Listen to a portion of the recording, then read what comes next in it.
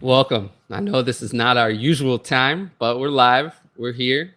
And, yesterday was July 4th, so we didn't have our show, but we're back. We're going to finish up the redraft wide receivers. We're going to do as many as we can, and then that's it. We're going to move on. We're going to move on from that after this week. But yeah, we're also going to talk a little bit about Scott Fishbowl because I know that that's coming up starting actually next week. We will... The slow draft start on July 11th, which is our next show, and we'll be live kind of during the start of our drafts. So that'll be kind of cool, right? Yeah, I'll be doing the live draft in Boston on the 16th. Really? Ooh, yes, okay. So very excited about that one. I didn't know you were in a live draft. Yeah, well, there's one at a pub just probably 20 minutes away from me, so as soon as I saw the Boston, I've been trying to get in and, talk to people, reach out, see if there's anything I could do. And I did make it in, it looks like, into like some group chat with some of those guys organizing it. So I'm very hyped. Looks like there's a big group of people that are like-minded fantasy nuts, and I'm ready. Well, I'm not ready yet. I need to do some mocks over these next 2 weeks still. Oh yeah, I haven't done a single one.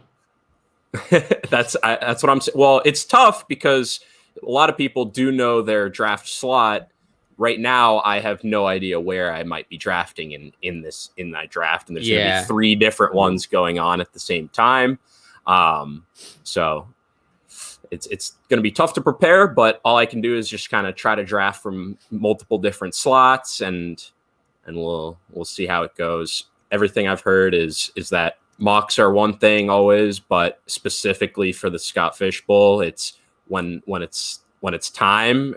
There's lots of different things going on, picks that you may not see in other leagues, in other non-live drafts. So yeah, it's going to be fun either way. I agree. All right. So yeah, if you're here or watching it later, I would really appreciate anyone liking, subscribing, commenting on the video, and helping out the channel. Currently at least when I'm talking, 796. Jeez, can't talk. 796. 797 actually. 797 subscribers. So I appreciate everyone who's joined that group. Of course, the YouTube monetization threshold is 1,000, so we really need to get 230 more. So if you're watching and you haven't hit the subscribe button, it's down there. Please hit that for me. I would really appreciate it. And yeah, just liking and commenting also helps the algorithm, helps the videos get out to more people. So next week we will do, it's weird because it's the day of the draft, but we'll do a mock draft anyway, just to kind of like celebrate things. Because why not? Right? Yeah. Why Take not? a break from the rankings a little bit. It'll be nice. Yeah, I know we can do that. And then I have some ideas for what we're going to do the rest of July, but we'll do focus the whole next show on Scott Fishbowl, and that'll be fun. And yeah, so I will say, I know that this has really been hurting us. That we've been moving the time of the show around. I know that's bad. So here's what we're going to do. Because I think I'm even learning this lesson today. We should have done the show yesterday. I'm learning this lesson now. We should have done the show yesterday anyway. What we're going to do is I have 2 more guests for the next 2 shows, the 11th and the 18th. I have Dynasty Dorks on the 11th and Josh from Fantasy Timeline on the 18th. We're going to do those shows at 3 p.m. Eastern because I said, that's when we would do it.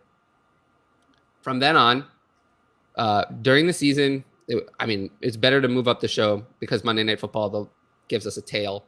So the longer the tail we have, viewer-wise, better. So we're going to do the show at 2 p.m. Eastern on Monday, no matter what. I've learned this lesson already today. No matter what. If I have to do the show alone, I'll do the show alone. Even if it's holiday, I don't care. So we're going to do that in the future. I think that's on Mondays. I think that's the best move. And I'll do the show alone if I have to. But I think that's better.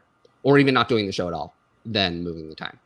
So that's what we're going to do. So we have the 11th and the 18th, 3 p.m. And then from the 25th forward, will be 2 p.m. Eastern, holiday, whatever. Like I said, I'll do the show alone if I have to. So that's going to be our plan moving forward. Outside of that, we did have a little bit of news, so we can jump into that. Yeah, I mean, he said the show was going to return. We did that. But Terry McLaurin got an extension. How about that? I did not think he was going to stay in Washington. I didn't either. I did a video on that, though. Which is on this channel. Yeah, was not one of my better performing shorts. I don't know what I did wrong or what I did that the algorithm didn't like it.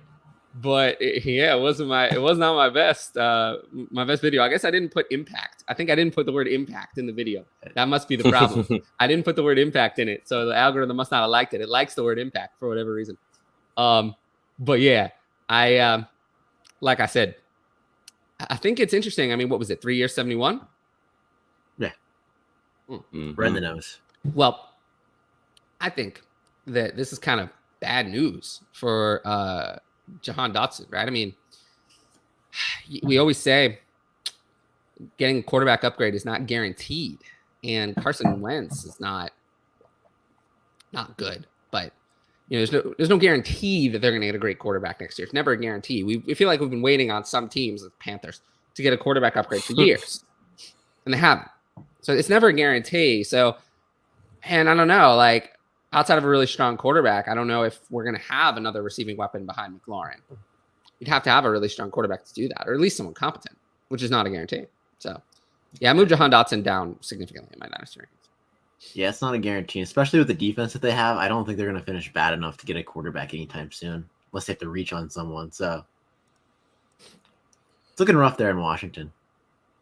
Yeah, I mean, I didn't bump him down that significantly in terms of redraft, talking Jahan Dotson, but I wasn't expecting, like we all said at the very beginning, like I was kind of expecting him to be gone. I don't know how soon, but it seemed like everything had built up to him leaving, and then he signed a massive contract. So I like it for him. Obviously, they want to keep him around. He's their guy when it comes to the wide receiver room. But like you said, it's going to be hard to sustain two fantasy viable options in a not great offense with a not great quarterback. So we'll see. Hopefully they do get some type of upgrade like a lot of people have been hoping for years. I will say Wentz isn't that bad. It's certainly McLaurin's best quarterback that he's ever played with. And hopefully he can even take another step higher. Feels like an Allen Robinson situation right now we're getting into with Terry McLaurin. I mean, not now with Allen Robinson, but yeah. Now he has a good quarterback after he's washed up. It's too late. It took him long enough to get out there. Allen Robinson, you'll never believe it, but Allen Robinson is what, like 2 years older than Terry McLaurin? Probably 2-3 years older. I don't know. Maybe. Yeah. It's not going to help him. He's not wrong. Carson Wentz is a cancer. The cancer to everything he touches. Everything. You know how there's some people who have like a Midas touch, like everything they touch turns to gold? Everything Carson Wentz touches turns to shit. That's what he is.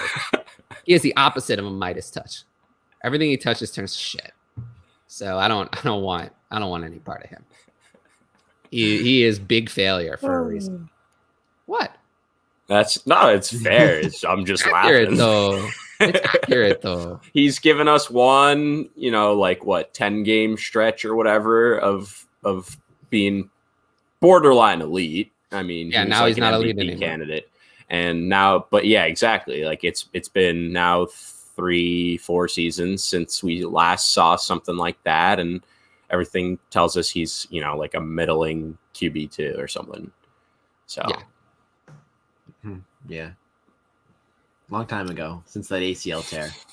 Yeah, the good old days when I had fun watching football. Super fun. Oh yes. Your Eagles fandom over there. The resident Eagles that fan. Super Bowl. I don't know how close we're gonna get in the coming years, but that was definitely a highlight. But we have to move on to Deshaun Watson, and wasn't there the disciplinary hearings on Tuesday? Tired of the stupid Deshaun Watson story. Exactly. That's what I'm saying. I'm surprised you put it on the show sheet. I put it on the show sheet because I feel like I don't have a choice. But I'm tired of it. Like, he's gonna get a suspension. The NFL is gonna appeal the suspension, and then the appeal is gonna be heard by the NFL. So I wonder if it's a very interesting system, right? We're gonna hear the appeal. The appeal is gonna be made, and then the appeal is gonna be heard by the same people who made the appeal. How do you think they're gonna rule? Like, who do you think they're gonna rule in favor of? Probably themselves, right? So yeah. So I don't know. I still think the NFL's proposal of indefinite suspension with applying for reinstatement after a year could still very much happen. It doesn't matter. Doesn't matter. I mean, he was terrible. And also down the stretch, they took the ball out of his hands completely. They didn't want him to throw it all. Carr also now has way better weapons than Wentz right now. And you have JT. Do you want the ball in your hands? No. I was wondering if, I mean, I don't want to talk about too long, but the fact that the suspension hasn't come yet makes you think that it's either like going to be a shorter or a longer, or they're just really trying to just no, it doesn't work that out. way. I mean, the judge, she can take as long as she wants to make her ruling, so it doesn't mean anything. Okay, fair. No, I've just seen some speculation. Obviously, it could have lasted longer. It could have lasted shorter, the hearings. Like, it could have gone into this week, but I think I saw it wrapped up on Friday. These kind of arbitration hearings never go that long. They never go that long. These are not hearings that go for weeks at a time. That would be very unusual. If it had gone for weeks at a time, I'm not sure what evidence they would have been hearing, but it would have been probably bad for Watson if it had gone weeks. That would imply that the NFL had a lot of evidence. That's usually it's the the NFL side who would present a significant amount of evidence. I mean, 3 days is actually a lot of evidence. Oftentimes these hearings are done in a day. Like, baseball arbitration hearings are done in a day. Oh yeah, this is one sitting. So the fact that it was 3 days means that they had a good amount of evidence. Or so they said. I mean, they had something. They presented something to make it take 3 days. Yeah. But we really don't know what they presented. So no, we'll know when we see the breaking news tweet. Well, you get to read. I mean, you're going to get to read Judge Robinson's written decision if you want. I mean, it's going to be published, or it better be. So I'm going to be very mad if it's not. So you're going to get to read that. Yeah. And then, we can see. So we can move on from that as well. I think we're done talking about that. Absolutely. Yeah, that's probably true. So we got to talk about J.K. Dobbins. This is a big one. He might not be ready for the start of the season. He's not going to be ready. He's not playing the preseason.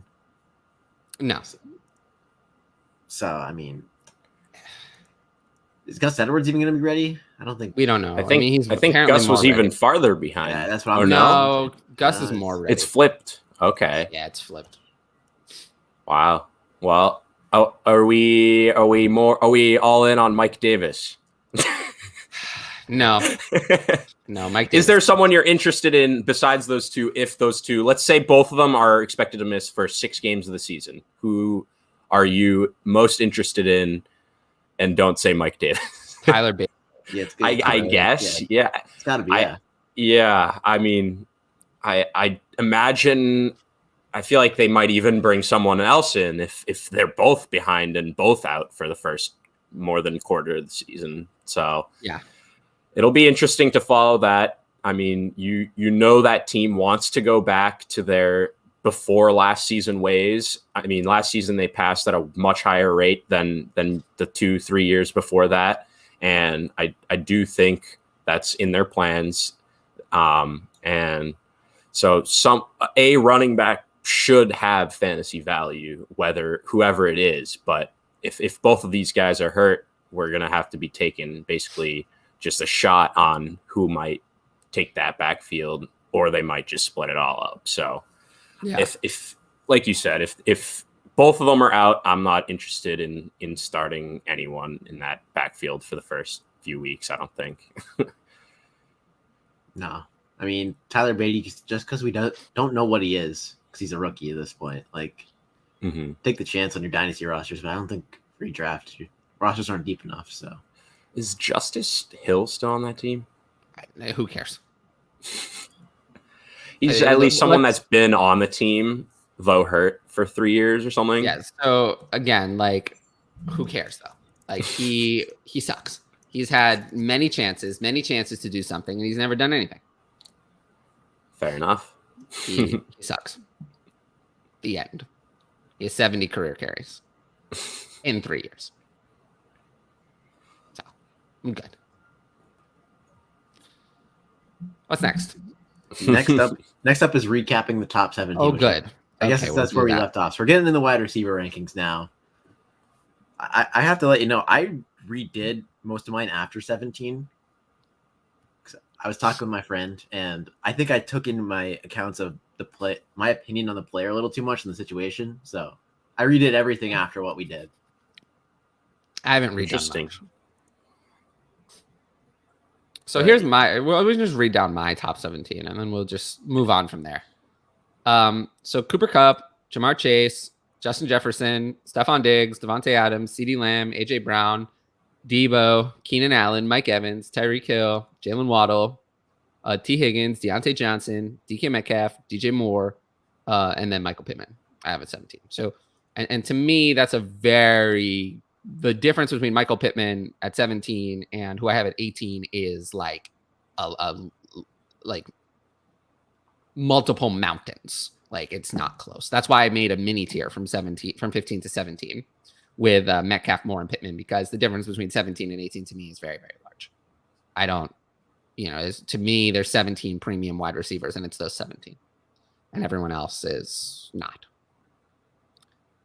Everyone else doesn't have the ceiling, is really what it is.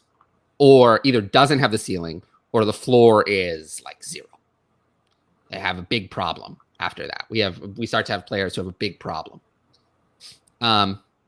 So do you have anything to add, or can we just you want to move into the rest? We can move into the rest of them. I mean, I have just a player that's in my top 17 that's different, but we can get to him when we get to him. So we're going to start at 18? Sounds about right.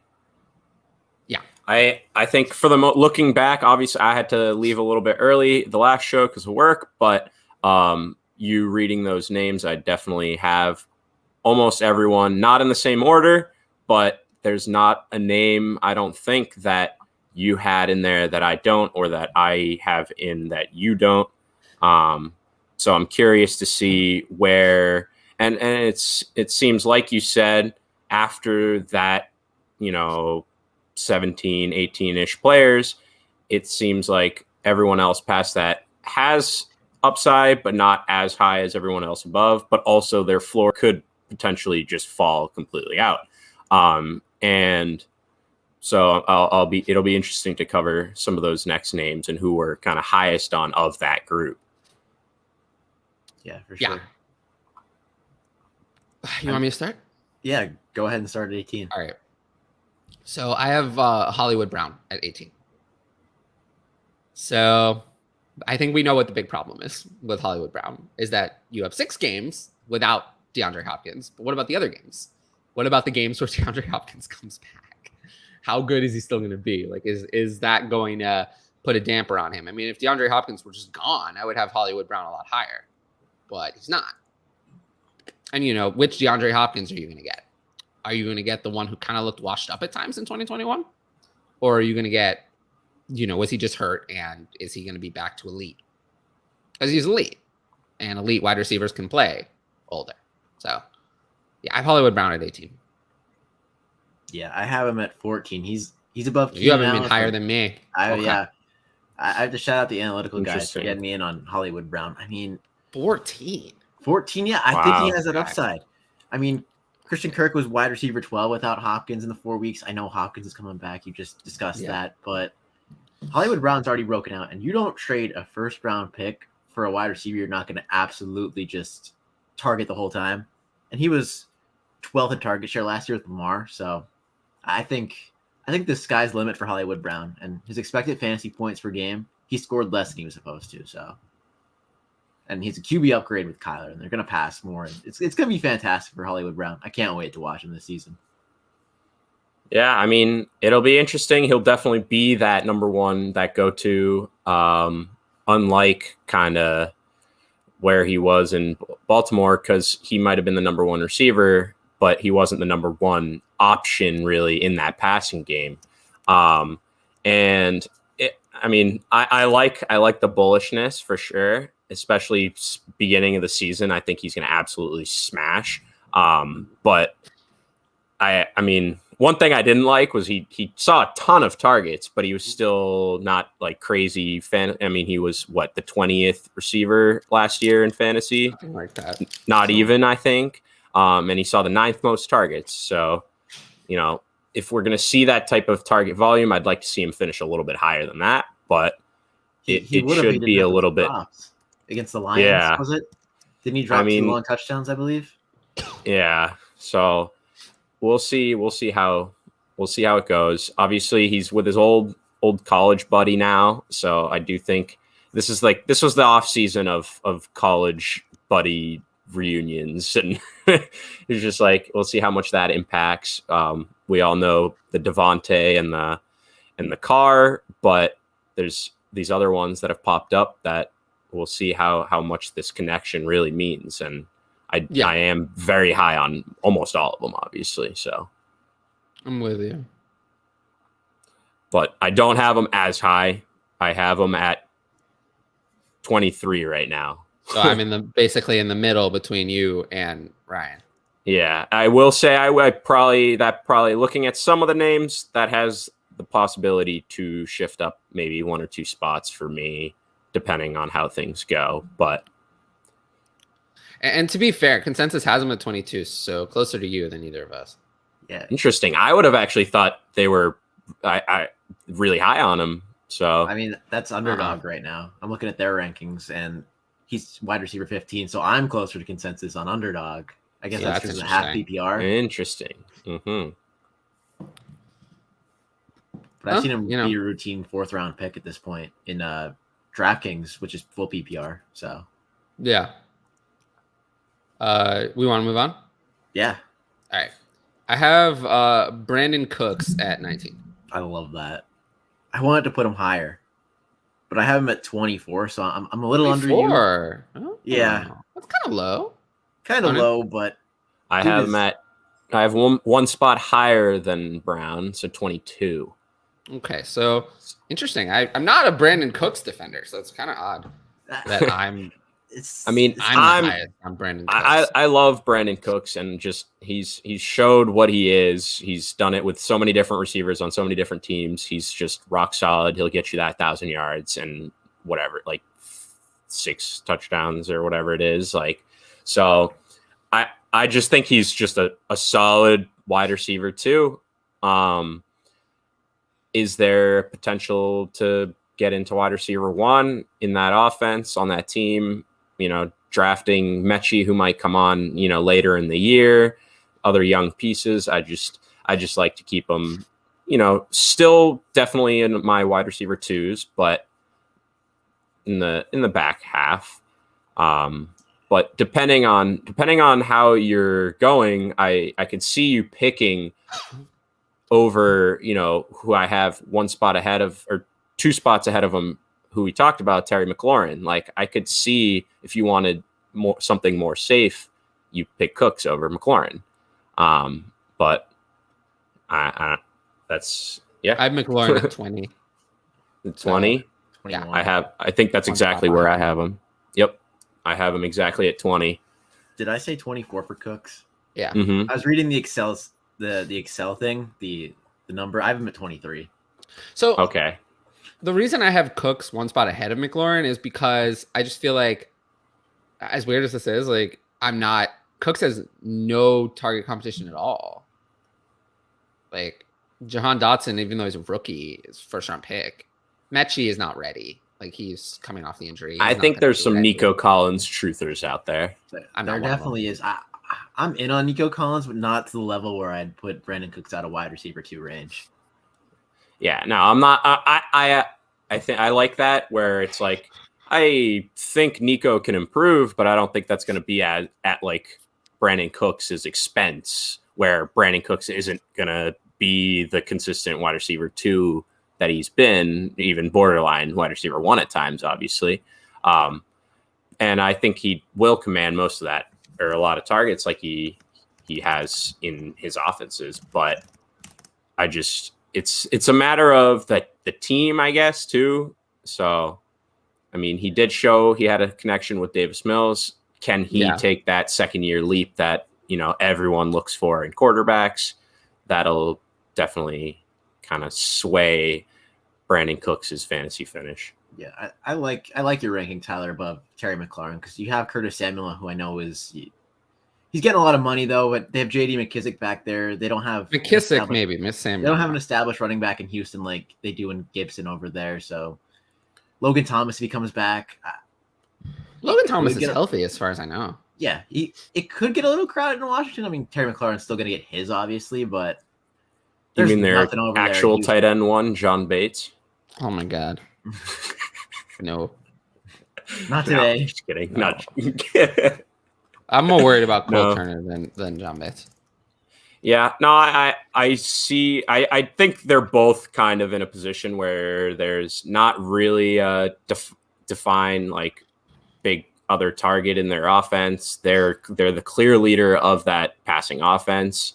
But it's like I said, I have McLaurin 2 spots ahead of Cooks, but depending on roster construction and your own like risk averseness, like I could see you totally having those, or I could see myself totally having those rankings, but taking Cooks when I'm at that turn or at that spot. And to be fair, the consensus has, like me, Cooks 1 spot ahead of McLaurin, but at 17 and 18, so even higher than me. Both. I feel like it's a little high for Cooks. I do feel that way too. Mm-hmm. Like, I don't think Cooks has much of a ceiling. And the same with McLaurin. I'm one of the bigger Davis Mills fans right now. I don't think they get to that level. It's like, I don't either. What would you think is his? It's like wide receiver 14, 12, or something. Like, yeah, that's like very absolute highest outcome. Yeah, like absolute is like it's like top of the wide receiver 2, like the very last wide receiver 1 or something. Like that's his absolute top. So yeah, I think 17 to 20, early 20s. I think that's a perfect ranking, perfect spot for him. Yeah, I feel like that's where he always finishes right there. Yeah. Pretty much. He's one of those players. All right. So next, I have don't like this ranking, but it's Cortland Sutton, isn't it? No. It's Darnell Mooney at 21. Oh. There's no one else. I know. How bad could Justin Fields be? That bad? Darnell Mooney at 21. I'm at 26. 26. I'm at 26. Yeah, actually, he's definitely going to be moving up. I still have Amari Cooper in here, and I have not updated that, and I don't think he's going to be in my top 30. I feel like I've had to defend it now 3 rankings in a row, but it's interesting. Well, we're going to get to the guys I'm lower on, I guess, later. Yeah, but Darnell Mooney at 21, again, it's just the targets. I mean, the targets are there. He had 140 last year. Yeah. And he's going into year 3. I do think that Darnell Mooney is a dynasty sell because he'll never get the volume again. I don't think Darnell Mooney is Darnell Mooney. I say this a lot, but there's something that I always use Deontay Johnson as the example of someone who the peripherals are not there. They're not. The efficiency stats are not there, but there's something about him that earns the targets. Darnell Mooney does not have whatever that is. Doesn't have it. He does not have it. So I think that he will be replaced by someone who's actually good. Not that Darnell Mooney is bad, but Darnell Mooney should not be a team's wide receiver 1. Darnell Mooney should be a team's wide receiver 2. But this year, he has the opportunity, and he's good. So good players with excellent opportunity are not players I'm going to fade. Bad players like Alan Lazard with excellent opportunity are ones that I fade. He sucks, so I'm going to fade him because he's not good. But Darnell Mooney is actually a good player. So I'm okay with a good player with an excellent opportunity. So that's why I have him at 21. I get that. I mean, he produced pretty well in a dumpster fire last year. Dumpster fire. Everything was a disaster. And he actually did pretty well. He was 20 or 21 last year. So yeah, I don't see why. 11th in targets, 9th in unrealized air yards. I mean, would you say that the best case scenario for Darnell Mooney is the worst case scenario for Justin Fields? No, I would to me, Darnell Mooney's ceiling is probably around 14 or 15. But unless he gets hurt or Justin Fields gets hurt, I can't really see him being that bad. Nobody's going to overtake him on the depth chart. No. I don't see him getting less volume than last year. So how bad could he be? Hey, yeah, I know. Changing the show time. We won't do that again. And yeah, Mooney, maybe. Doesn't everybody? Yeah, that applies to everybody. Mooney reminds me of the feeling you get when you scratch. Sure. That's funny. But at least you get something back. You do get something back, yeah. I think that's yeah. But yeah, I have Darnell Mooney at 21. So, anything else to say about him? No, I'm okay with that. I mean, they have to add someone next year, right? They will. They have to. They have to. And we've heard what I've said about the Bears. I mean, we heard what I said. I've said it many times. They are incompetent. They are the most incompetent organization in the NFL. I'll go on the record and say that right here. No, their ownership suite is the most incompetent ownership suite in the entire NFL. They're worse than the Jaguars. They're worse than the Jaguars because the Jaguars, at least, they fired Urban Meyer. They made a mistake, but they corrected it. The Bears, for years, it was obvious that Matt Nagy, in 2020, he did not attend the quarterback meeting with Mitch Trubisky. He didn't go. He did not attend. You would think a quarterback guru, allegedly, you would think you would attend the quarterback meeting with your struggling quarterback. But no, he just left Trubisky a piece of paper. And yes, here's the piece of paper, Mr. Trubisky. Yes, you're going to learn the offense now. So, and they thought that was the coach to develop their rookie quarterback in 2021. That's what they thought. The incompetent. They held on to terrible general manager Ryan Pace for years too long. Incompetent of doing anything. You see the position that Pace put them in. But they held on to these guys for years. And now they hired a terrible head coach in Matt Eberflus. I don't think he was qualified to be a head coach. He should not be a head coach. So I don't know about that one. And now the new GM has done nothing to support your new quarterback, your young quarterback. When you don't support a young quarterback, you saw what happened to Sam Darnold. They did not support him. And then he was terrible. And then, now the rest of his career is ruined. But there are other quarterbacks like that where if you don't support them, it's really difficult when you have a bad start to your career to turn it around. You need to look at Tua. Tua is now going into year 3, but what's the narrative? Because you didn't support him for 2 years. You did not put a good team around him. You had a disaster there with the ownership and everything. Now the narrative around Tua is he really the guy? He was not so good because you didn't support him for 2 years. And now we're off to a bad start. We don't want to get off to a bad start. Why can't we do like what happened with the Chargers for Justin Herbert? They supported him. What about the Bengals for Joe Burrow? They did a great job of putting weapons around him. But the Bears, incompetent organization, did not do that. So, I mean, I don't have any faith in any of them. They replaced an incompetent Ryan as their GM and an incompetent Matt as their head coach with another Ryan as their GM and another Matt as their head coach, both incompetent, and they called it change, but that's not change.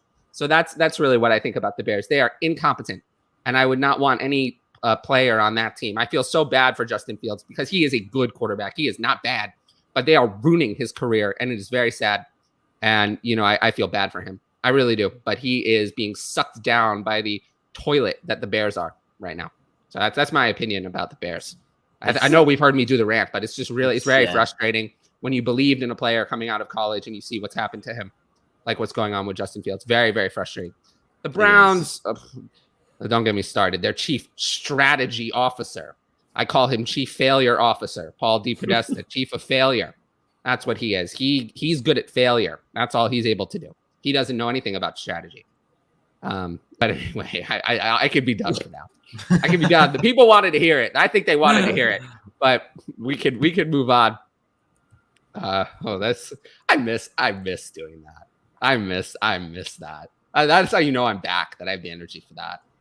All right. 22 for me is Mike Williams. I have Mike Williams at 22. Yep. Interesting. I have him a little bit higher at 19. 19. 22. Ryan, don't you have him at like way higher? No, we had this talk. Oh, okay. And I remember I redid everything. We redid everything. So where do you have him now? 19 as well? 22. 22 with me. Okay. Yeah. And consensus is 23. So Conan, explain why you have him at 19. Not that it's a big difference, but I guess everyone else, the three of us, Ryan, me, and consensus are pretty much all the same. Yeah, I mean, I think Mike Williams has definitely been known as like a big play guy and like big, contested catch in the red zone, end zone kind of guy. But we've seen over the last 3 years just a big shift in his ADOT, and I think that definitely helped his fantasy finish this past year. And I just think that's something that the Chargers did deliberately. And so that can be kind of repeated, even if not. I mean, him and Keenan Allen both finished as top 12 PPR wide receivers last year. And so I'm not saying I obviously don't have it ranked like that. I'm not saying that they're going to both be top 12 again. I have Keenan in my top 12, but I do think Mike Williams can be a mid to stronger wide receiver too. You just saw Justin Herbert just take that step forward. And I mean, I'm all in on that team again. I think they upgraded all parts of their team. Essentially, their defense is better. Their line is even better. Like that's fair. But I don't think I think it's someone who is never going to be like known as someone you should take as a good wide receiver too, because of all those times he's given you such crazy weeks and then given you 3 points the next week. But I do think that the way he was used has kind of changed the last year, and we've kind of seen it even over the last few years. He's not only getting those deep those deep targets, they're using him a little bit closer, just more critical, necessary situations. So I just think in PPR especially, he can somewhat maintain that and finish as a mid wide receiver too, and has shown the ability that they can both be wide receiver ones, even if they're in the back end. So I have a little fun game to play. All right. Guess on Underdog Best Ball right now. Guess how many spots Mike Williams is going after Keenan Allen right now? 1 overall, or among wide receivers. Conan got it right. It's 1. He's going wide receiver 13, right behind Keenan Allen at wide receiver. That's what I'm saying. Terrible. Okay. Hey, I've seen the argument that Mike Williams is going to outscore Keenan Allen this year. Well, that's very unlikely because. I agree how about with that. this? Standard, he has a chance. Well, what matters more? What happened a long time ago, or what happened more recently? Which of those usually matters more? What happened more recently, right? So over the first 5 games last year, he had 471 yards and 6 touchdowns and 31 receptions, averaging 6.2 receptions a game. And then in the last 11 games, it was not so good. He only had 3 total touchdowns in those 11. And then only 45 receptions for 4.1 a game, only 61.4 yards a game instead of 92. So that's not so good, right? All of a sudden, everything went away. The targets were down, 3 targets over that period of time. So they didn't seem to like throwing the ball to him all that often. They made big changes from that. And the other thing is that he had 17 targets in that crazy game against the Raiders in the last week. But other than that, in the last 11 games, he didn't exceed 10 targets in any of them. He didn't exceed 10 straight games of, single digit targets. So they didn't use him as an every down weapon. Why? Because he was probably injured. There was another injury, another problem, which happens every year. And I don't know. It seems risky to me. Mike Williams to me is like the first player that I'm like, okay, he could give you a 0. He could give you nothing. He get not even injured. He doesn't have to miss the games. he can just be, oh no, there's this problem, another problem. He'll play. He'll do the worst thing for you. He'll play and still hurt you. You'll still put him in your lineup and he'll hurt you. It's not like these other players, but he could be healthy and not give you much. And he's the first player that I kind of, even healthy, they just went away from him at times. Even though they gave him the money, I don't see that as a guarantee because they didn't do it last year. And, they were paying him $15 million last year. So they should have consistently used him, but they didn't consistently use him. So I don't know. He's risky to me. So that's why I have him at 22. And, consensus is with me having him at 23. It's interesting that the ADP is so much higher. So that's interesting. But the rankings are not there. So I think they sign him to a contract immediately after the season too, right? Like immediately, but it was a couple weeks before. They gave him a hefty contract though, and I think it's a sign that they obviously want him. I don't think because he didn't receive 10 targets in 10 straight weeks doesn't mean they don't like throwing it. I think 10 targets on a given week, that's like only something wide receiver ones really do. And I do think he's not the wide receiver one in that offense. Clearly, we have Keenan Allen in there, especially in PPR formats. He's going to be that target hog. But I just still do think like if he's getting close to that on a given week, like I do think he will absolutely play. Be a strong wide receiver too, but we'll see what happens. I think there's like, I don't see him regressing a little bit or having essentially the same year as last year spread out among not just the first 5 weeks and being good. Like, I still think he can land in the mid wide receiver 2 range. So yeah, that's why I have him at 22 because I think the range of outcomes is there. If I thought it wasn't, I would have him way lower. Yeah, that's fair. I will say I have a change of subject for a minute because an interesting trade just happened in Trade Addicts 8. I'll read it to you. It's not that interesting, actually. I think we know what side we're all going to pick, but I'll read it. And you tell me what side you would take, and then we'll move on. I just thought this was interesting.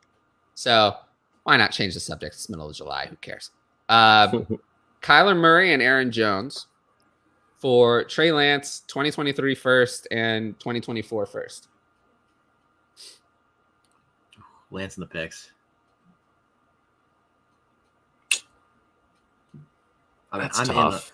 These are well-known analysts doing this. I won't name them, but they're well-known. Is the Aaron Jones side a win now? I'll be honest. I think both of these teams suck. So I think we know what side I'm going to pick. Having said that, well, I'm just in on Trey Lance because if Trey Lance hits, we've talked about this so many times. He's going to be a high end quarterback. One if he hits, how many carries he gets per game. It's easy, right? It's Lance in the picks, right? If you're contending, I see. It is risky. It is risky. If Lance craps out, then the Kyler Murray side, we know that Kyler Murray is Kyler Murray. Exactly. Lance, we don't know. So I get it. I get it. But Yeah. I would never consider taking the Kyler Murray side. If I had Kyler Murray and I were rebuilding and this was my way to get out from under Aaron Jones, I would do it. I would risk it on Trey Lance, who's younger than Murray. Not that Murray's old or anything, but I would risk it to get those 2 extra firsts to get out from under Aaron Jones if I'm rebuilding. So I would do it, but I'd never consider taking the Kyler side, no matter what my team looked like. Fair. But I understand it. If I'm competing, it is risky to give up the Kyler side. But I personally think both of those teams suck. So my team kind of sucks too. It's weird because I feel like this is a league where I feel like it seems like more teams are rebuilding than competing. So I have 6 2023 firsts in that league. So I was like, okay, I'm probably rebuilding, but suddenly I had a bunch of picks this year and my team is not that bad. I have Herbert and Lamar and Trevor Lawrence as my QB3. I have AJ Brown and T Higgins, Deontay Johnson, Pittman as wide receivers. I don't really have a tight end, but I have Travis Etienne as my only running back. But I have Jerry Judy, Sky Moore, Dotson, Claypool, Pickens, Tolbert. So yeah, Tolbert is my wide receiver 10. So I have a lot of depth at wide receiver. And I have good quarterbacks. I have 2 of the big quarterbacks in Herbert and Lamar, and Lawrence, quarterback 3. So my team is not, suddenly it doesn't look that bad. And then I have 6 2023 firsts and 7 seconds. So I can make moves if I want to. I'm not going to. Well, I'm telling people, if any of them are watching this show, I'm telling them I'm not going to make moves, but you never know. You never know. I could turn that team into the best team in the league in a day if I wanted to. With all those picks, it's not hard. Oh yeah. I could have the best team if I wanted to, but I feel like holding on to the 2023 first is better. We love a productive struggle. You want leverage. I won the championship in 2020 in this league. Oh. And then I won the championship in the first. It was a 2020 startup. I won the championship and then ripped my team to shreds. Because it was I didn't think I had the firepower to do it again. I made some good moves. I traded Odell for a 2023 first. Oh wow. Yeah, that was a good one. I got 2022 first and a couple of other picks for Mike Evans. That one maybe didn't work out. I got out from under Dalvin Cook. I traded Cam Akers for T. Higgins plus. That worked out nicely. Yeah. So yeah, I'm pretty happy with that too. Yeah, that would have helped, but it's coulda, shoulda, woulda. Lance could have a bad year. Yeah, no, the risk with Lance is that he doesn't make it as a real quarterback. It's the Jalen Hurts risk. He is. But yeah, I'm with the Lance side. He is to have at least 2 years, right? For Lance. Yeah, but it's 2 years. I mean, that's how it works for a guy, because after the 3rd year, you got to decide in the 5th year option. So you get 3 years total. One of them he didn't play, so he's got 2 years, and that's how it works. 3 total years for I usually would say a top 3 pick usually gets 3 years. It's rare that you give up on it. But again, I say this all the time. Justin Fields was not a top 3 pick. He was the 11th pick. He doesn't get 3 years. This is it.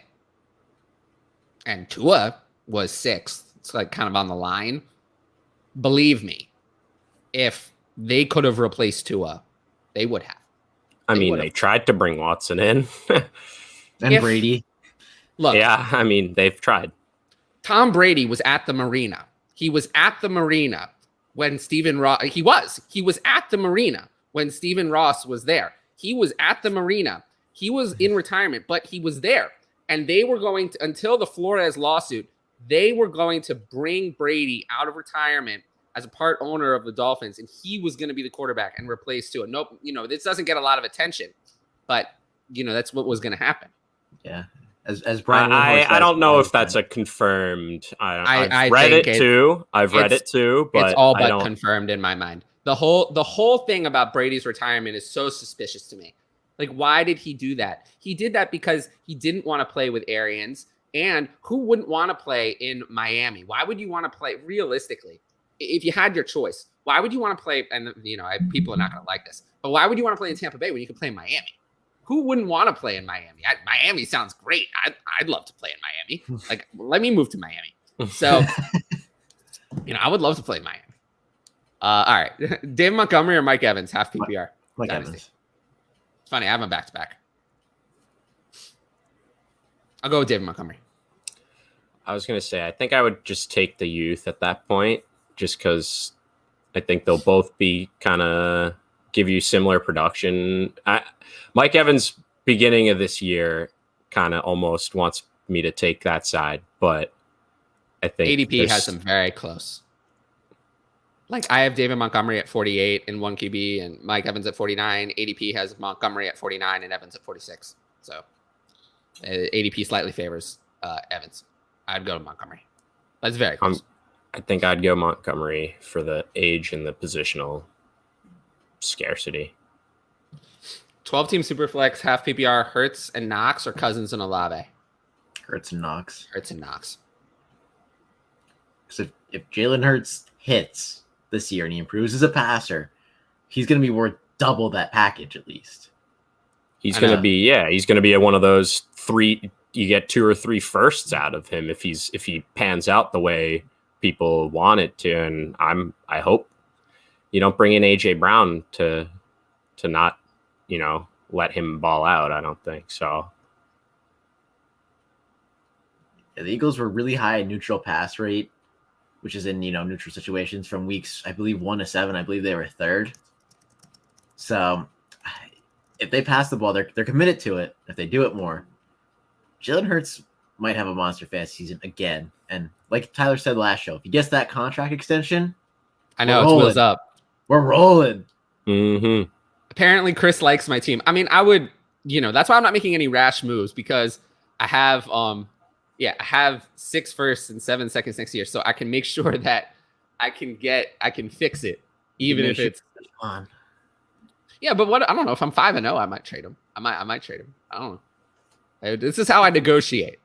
I always say I treat every negotiation like it's a hostage negotiation. I am the most unpleasant person to negotiate with in dynasty trades. I'm such a hard ass. See, those... I am not. I don't play for fun. I play to win. That's why I don't play much anymore. That boatload of picks gives you the luxury. I know we talked about this as well, that you have to decide if you're a contender or not real early. You don't have to. I don't have to with those picks. That's the luxury you get with having a boatload of picks. And I do think, in the season there'll be more worth. Realistically, I'm so short at running back and tight end, and probably I need Travis Etienne to actually be good, and Irv Smith as well, tight end. I probably need Irv Smith to actually hit. I probably need that. I probably can't win without it, unless I traded for something to fix it.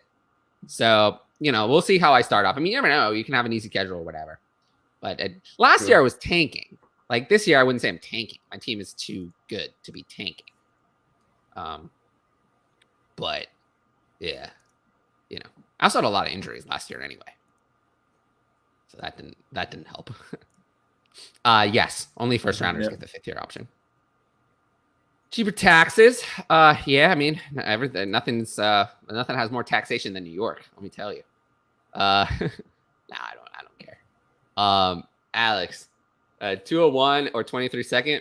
I'll take 201. 201, yeah. It's basically a first in 12 team leagues, right? Yeah, I'll take 11. On a win now, 12 team Superflex PPR tight end premium, what would it take to move Hurts for Trevor Lawrence? I don't know how much you're going to add to Hurts to get Trevor Lawrence. Nothing, right? Yeah. I'd rather keep Hurts. Yeah. I'd rather have Lawrence, but I wouldn't. But you wouldn't trade Lawrence or Hurts straight up, or if you had Hurts, you would trade him straight up for Lawrence? I would. I'd have to think about it. That's the part that's getting me. I think I would definitely have to think about that one. I think I would need something else. I just think if they both hit, I think one's more mobile, explosive guy, and I still really like. I believe in Trevor Lawrence still, but like he doesn't have the same upside as Hurts if everything goes right for him, given his weapons too, as opposed to Lawrence. So it's tough. It's tough because one guy's definitely going to be around for a few years and is the proven, or is just like what's supposed to be the generation talent. The other guy could potentially lose his starting job somehow. Like I know. Yeah, I mean, Hurts' range of outcomes is wide. It's I want to believe so bad. I do. Me too. I want to believe in both of them so bad. I know we gave Trevor Lawrence the pass sort of for having Urban Meyer, but how long does that extend? I mean, we'll see. Yeah, we will. Very early on. And yes, Hurts' ADP is higher, so you should be able to go plus with Lawrence. Ooh, wow. Thoughts on Jacobs and redraft? I'll just take this one and we'll move on. I do not like him at all. Don't draft him. I think. Can I say one thing about Jacobs that I thought was funny? I'll allow one. Well, we were talking about it in our group chat, just something about Jacobs.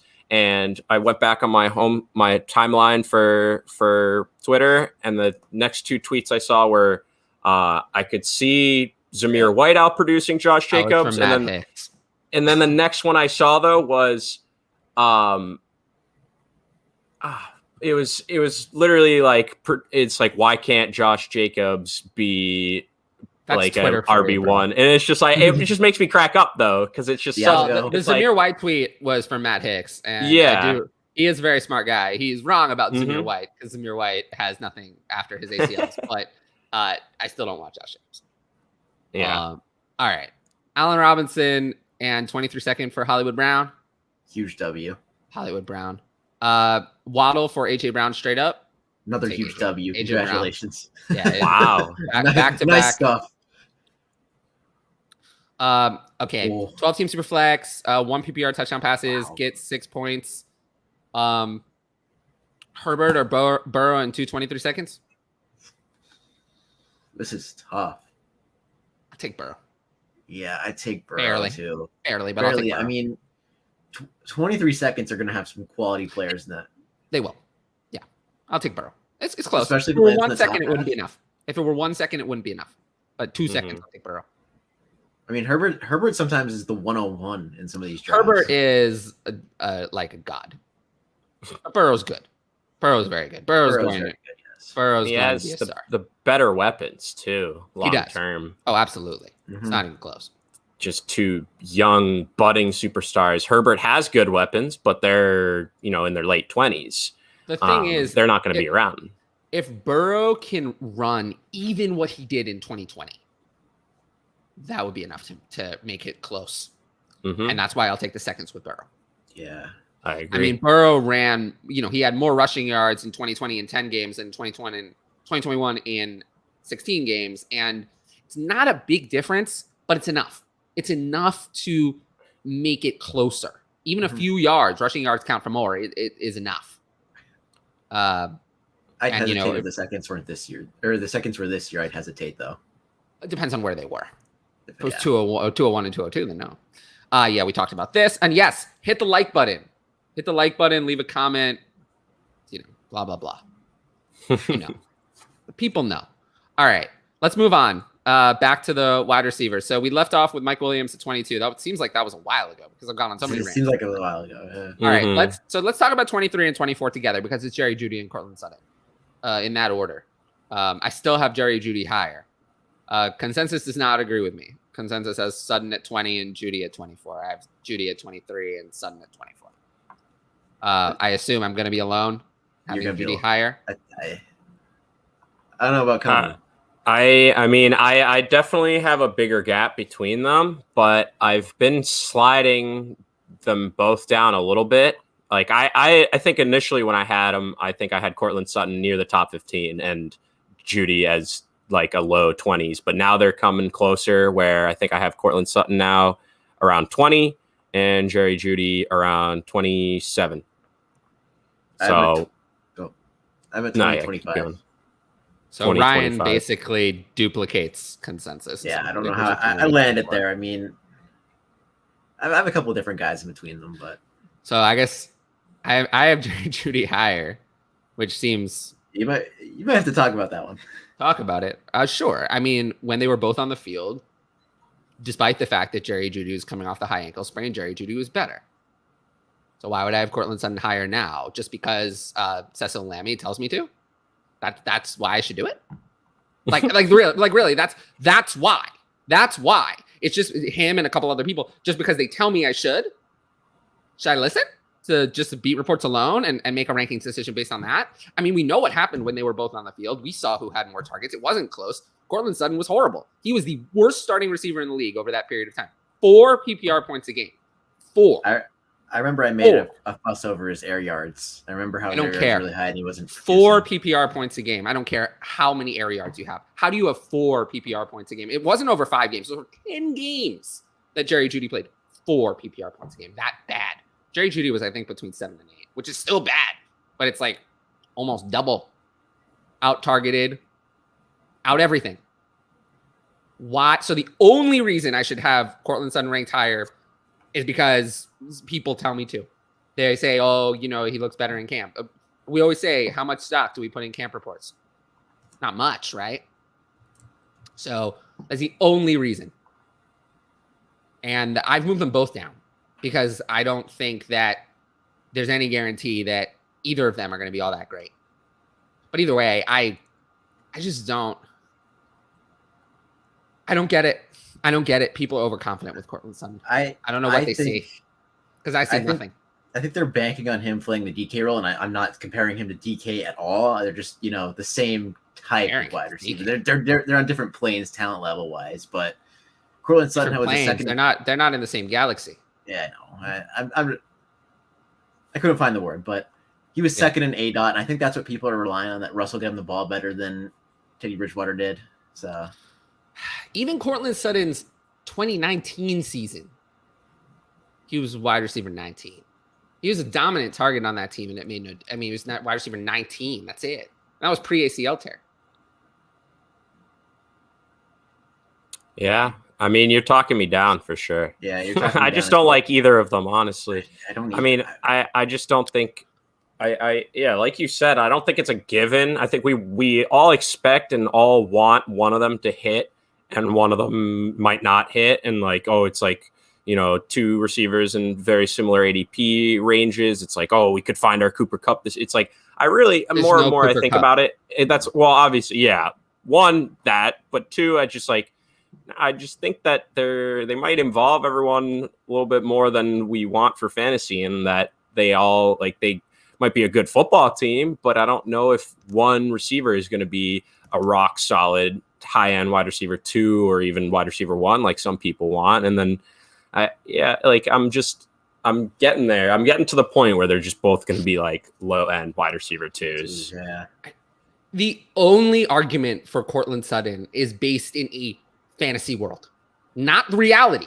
If you look at reality, what actually happened, you're just creating a fantasy that Russell Wilson will just magically change it, that it's going to be Courtland Sutton now. Mm-hmm. There's no basis for that. None at all. Other than that, some people from Broncos camp tell you to. That's it. Nothing else. We know what happened when they were both on the field. Wasn't Courtland Sutton. Not at all. So it's just a fantasy world. And the reality says that the only reason that I have it this way is because the rankings are so there's just the tier is thin, but I've moved them both down. And I honestly think to some degree they're both too high. I'm just not Jerry Judy at wide receiver 23 is not appealing to me. It's not like I want to draft him. I don't really want to draft him. That seems high to me. It's just when I look down, I don't want the other guys either. And I'm realizing that, I really want some of those higher end guys because I don't like wide receiver the new running back. No, because running back, the difference between wide receiver and running back is running back when you get to 25 or 30, it's just forget it. It's overdone. Whereas wide receiver, I get to wide receiver 44 or 45, 46, and I still have players I want to draft. Yeah. How much is the difference really between 23 and 43? Not much. Whereas with running back, the difference between 23 and 43 is everything. 23 is usable and 43 is garbage. So it's just that wide receiver, there's more usable. I mean, really, there's this. And I disagree with this. Yes. Well, I mean, where do you guys have Tim Patrick? Because you're not going to like where I am. I wanted to put him higher than I had him. Where do you have him? 46. 46. Conan, did you rank him? 52. I have him at 66. So clearly I'm not in. And because he's a roster clogger, why bother? It's like drafting Tyler Boyd. Except Tyler Boyd right behind him. I have Tyler Boyd at 57. So I think Tyler Boyd is my favorite wide receiver handcuff. Yeah, that's why I have him at 57. I also have him at 57. But I do draft him a lot in the late rounds just because I'm what if Jamar T gets hurt? And that's why I draft Tyler Boyd instead. Because Tyler Boyd, I feel can return wide receiver 25-ish value if one of them goes down. Tim Patrick, I feel is still a low-end 3, even without. We don't even know that there's... It's with the Bengals, there's 2 top 20 also, guys. The Bengals wide receivers have a better health history than the Broncos ones. And those two have dealt with major injuries. Yeah, that's true. So, but either way, I still would rather have the Joe Burrow guy. That's why I have Boyd higher. Agreed. Russ just doesn't have the passing volume of Burrow. Yeah, people treat quarterback like it's magic. Yeah, but also there's no evidence other than just some guy told you to that says that Courtland Sutton is the guy. That's the only evidence. That's it. Nothing else. This feels like a situation where I want to flip them at this point because I'm looking at my notes for Jerry Judy, and he was number 1 in target separation last year. Yeah, and that's off the high ankle sprain too. Like that's off the high ankle sprain. He was still good. Mm-hmm. I feel like this is a switch I'm gonna make. I mean, honestly. Make it then. I'm gonna. I'm gonna. You can make it. I mean, it's not. But they're not late. going higher than 20 either of them at this point. It's never too late, Oh no, we're July. It's never too late. But here, there were 11 games. Courtland Sutton played 11 games after Jerry Judy came back.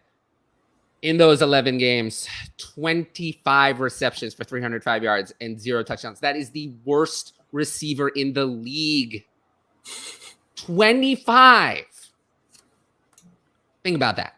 How bad is that? What excuse can you offer? He wasn't hurt. Those were after he had time to heal from the ACL. He had great games before that. 25 receptions for 305 yards. I mean, he had plenty of playing time. I mean, he did not fall below 73% of snaps in any of those games, and he was above 80 in the majority. He just sucked. You know what I absolutely hate about Courtland Sutton's or a metric I really hate hearing this? What? Is he has Player Profiler has something called a target quality rating, which combines catchable targets with average target depth, putting a premium on deep catchable targets, discounting shorter uncatchable passes. He had the number 1 target quality rating. And my guess would have been, he had the second highest ADOT in the league. He just was getting these deep looks and couldn't convert. Like, he was clearly getting good looks. And so I'm just refuting myself here. Did nothing with them. Nothing with them. He had plenty of good looks and did nothing. He caught a measly 59.2% of them. That's not good. That's not a good wide receiver. That's awful. Not like he was better in 2019, where he caught 58.1% of them. Not like he caught a lot of those looks. And how much of that? Has Mike Evans always played with good quarterbacks? No. But why does he seem to be way better? Why does he seem to be able to convert his looks into much more? He's able to actually, even, lately he's been better on the catch percentage, but he's able to actually score. He's able to get more yards. Why can he do it and Courtland Sutton can't? Yeah, we'll see. Courtland Sutton's not good. That's why. Courtland Sutton's overrated. I mean, I don't get it. I mean, I've given you the case. The actual case says that he sucks. The fantasy world says that he can be good, but that's, I choose to not live in that one. I don't like that one. Out at ADP at this point. If best ball ADP is ridiculous because there are high profile people who are just saying, based on no evidence at all, other than they just feel like it, that he's going to be great. But there's no evidence to say that he's going to be. Okay, currently in DraftKings Best Ball, which is PPR, let me name some wide receivers that are currently going behind him. We have Jalen Waddle, we have Hollywood Brown, Deontay Johnson, Terry McLaurin, DJ Moore. Oh, no. DK Metcalf is behind him. Oh, no. Yeah, all right, go play some Best Ball on DraftKings. Yeah, don't draft him. Don't draft Courtland Sutton. He's going to burn you like he did last year. Yeah. Yeah, you did. No, you're right. I mean, people... this is very true. Like, people just think Russell Wilson's going to come in and fix everything, but that's not how it works. It's not how it works. Like, it doesn't necessarily mean that. And Russell Wilson did not always have 2 fantasy relevant wide receivers on his roster. He didn't always. I mean, there were times, when it was Doug Baldwin, there were years where it was not much else. Not always the case. So I would be careful. I think we've kind of been spoiled by DK Metcalf and how. And then you have like look at the 2018 Seahawks, for example. The target leader, 73. Doug Baldwin and Tyler Lockett were on that team. 73 and 70 targets. That's it. Why is that not being talked about in the range of outcomes? Even okay, what about 2019? Tyler Lockett, 110 targets, DK Metcalf, 100 in 16 games. You're gonna be happy with that? If that's what I told you were getting, that's gonna be a cause for celebration? No, it's not going to be. People are expecting a lot more than that. We talked about Darnell Mooney with 140 targets. We're gonna be happy with 110 and 100 and 100? Of course not. But why is that not in the range of outcomes? He had 4,100 yards that year. How much more? Like, what are we going to project him for? 4,600? I'm just saying, like, people are just out on crazy time on this one. I just don't get it. I think people are taking the let Russ cook narrative into it. They're just assuming that's going to be what it is. Yeah.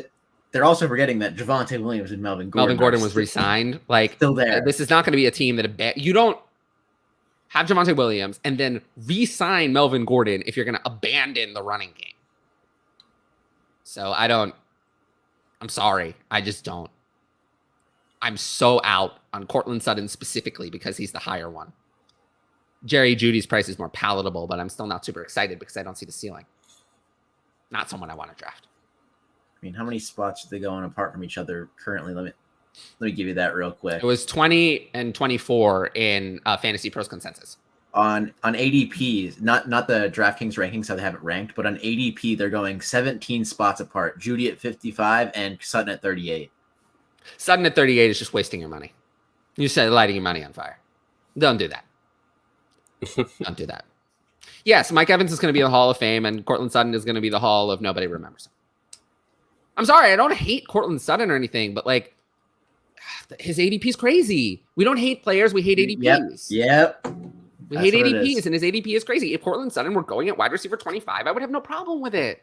None at all. Because he has wide receiver 2 in his range of outcomes, but he also has, we saw last year, he has wide receiver nothing in his range of outcomes.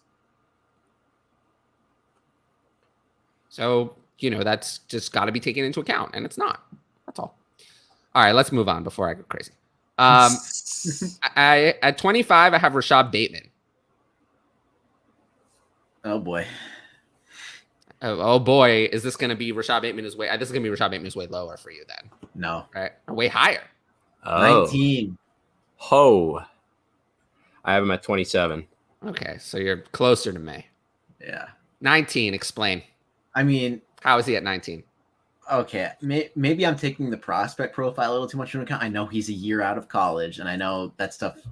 The overrated prospect profile, by the way, just further. I don't think it's overrated, but I think I know we're all about target vacancy and whatnot, vacated targets. There are no such thing. I know there's no such thing, but he's going to step into that Marquise Brown role, and he's going to be the number 2 in the offense. There was reports say that James Prochet is going to be the number 2 wide receiver. I think no. There are no reports. There were reports. I'm just saying that Rashad Bateman is superior talent, and Hollywood Brown was, I believe, wide receiver 6 in the first 9 weeks. He would have been better if he didn't drop a couple of those passes against the Lions. Like, that would have been nice, yeah, if he had actually caught those. He would have been like wide receiver 1 or something like that in that time span. I'm pretty sure, but. I just think Rashad Bateman, they're going to want to pass more a little bit, especially with Dobbins and Gus Edwards out. I know Andrews is the clear-cut number 1 option, but I think Bateman can step in as a 2. I hear you. I get it. It's a projection. It's a projection on nothing that we've seen with an offense that's not going to have a lot of passing yards. And I don't believe it's going to have a lot of passing touchdowns. So it's a projection. And that's why I have him at 25. Because the range of outcomes has not much in it. Like, he could be bad, and we just don't know. He wasn't that great last year. He was just okay. And could he take a step forward? Sure. Anyone can. Could. We also have to price in the range of outcomes that he might not take a step forward. So I think 25 is a fair ranking, considering he's not on my favorite offense, and his ceiling to me is capped. So one of the things I personally in his numbers saw that I didn't like is, well, he was number 1 in target cushion, which is literally like the separation that defenders give you on each route that you run. But so they weren't scared of him. They didn't respect him. Is what you're saying. But then he was number 46 in target separation. So that means even though they were giving him separation the whole time, when that pass is actually coming, he can't create separation. That seems like a bad thing to me. Maybe he'll get better in year 2. I mean, I still have him at 25. I do expect. Yeah, and it's like if I really thought he was like a complete bust, he wouldn't even be in my top 36 receivers. And I have him firmly at the top of my wide receiver threes. I just think in that offense, besides Mark Andrews, there's not really room for a bona fide wide receiver 1 or even a 2. It's just like a strong wide receiver 3. Sure. I don't think there's really any disagreement between me and you. I think we basically agree.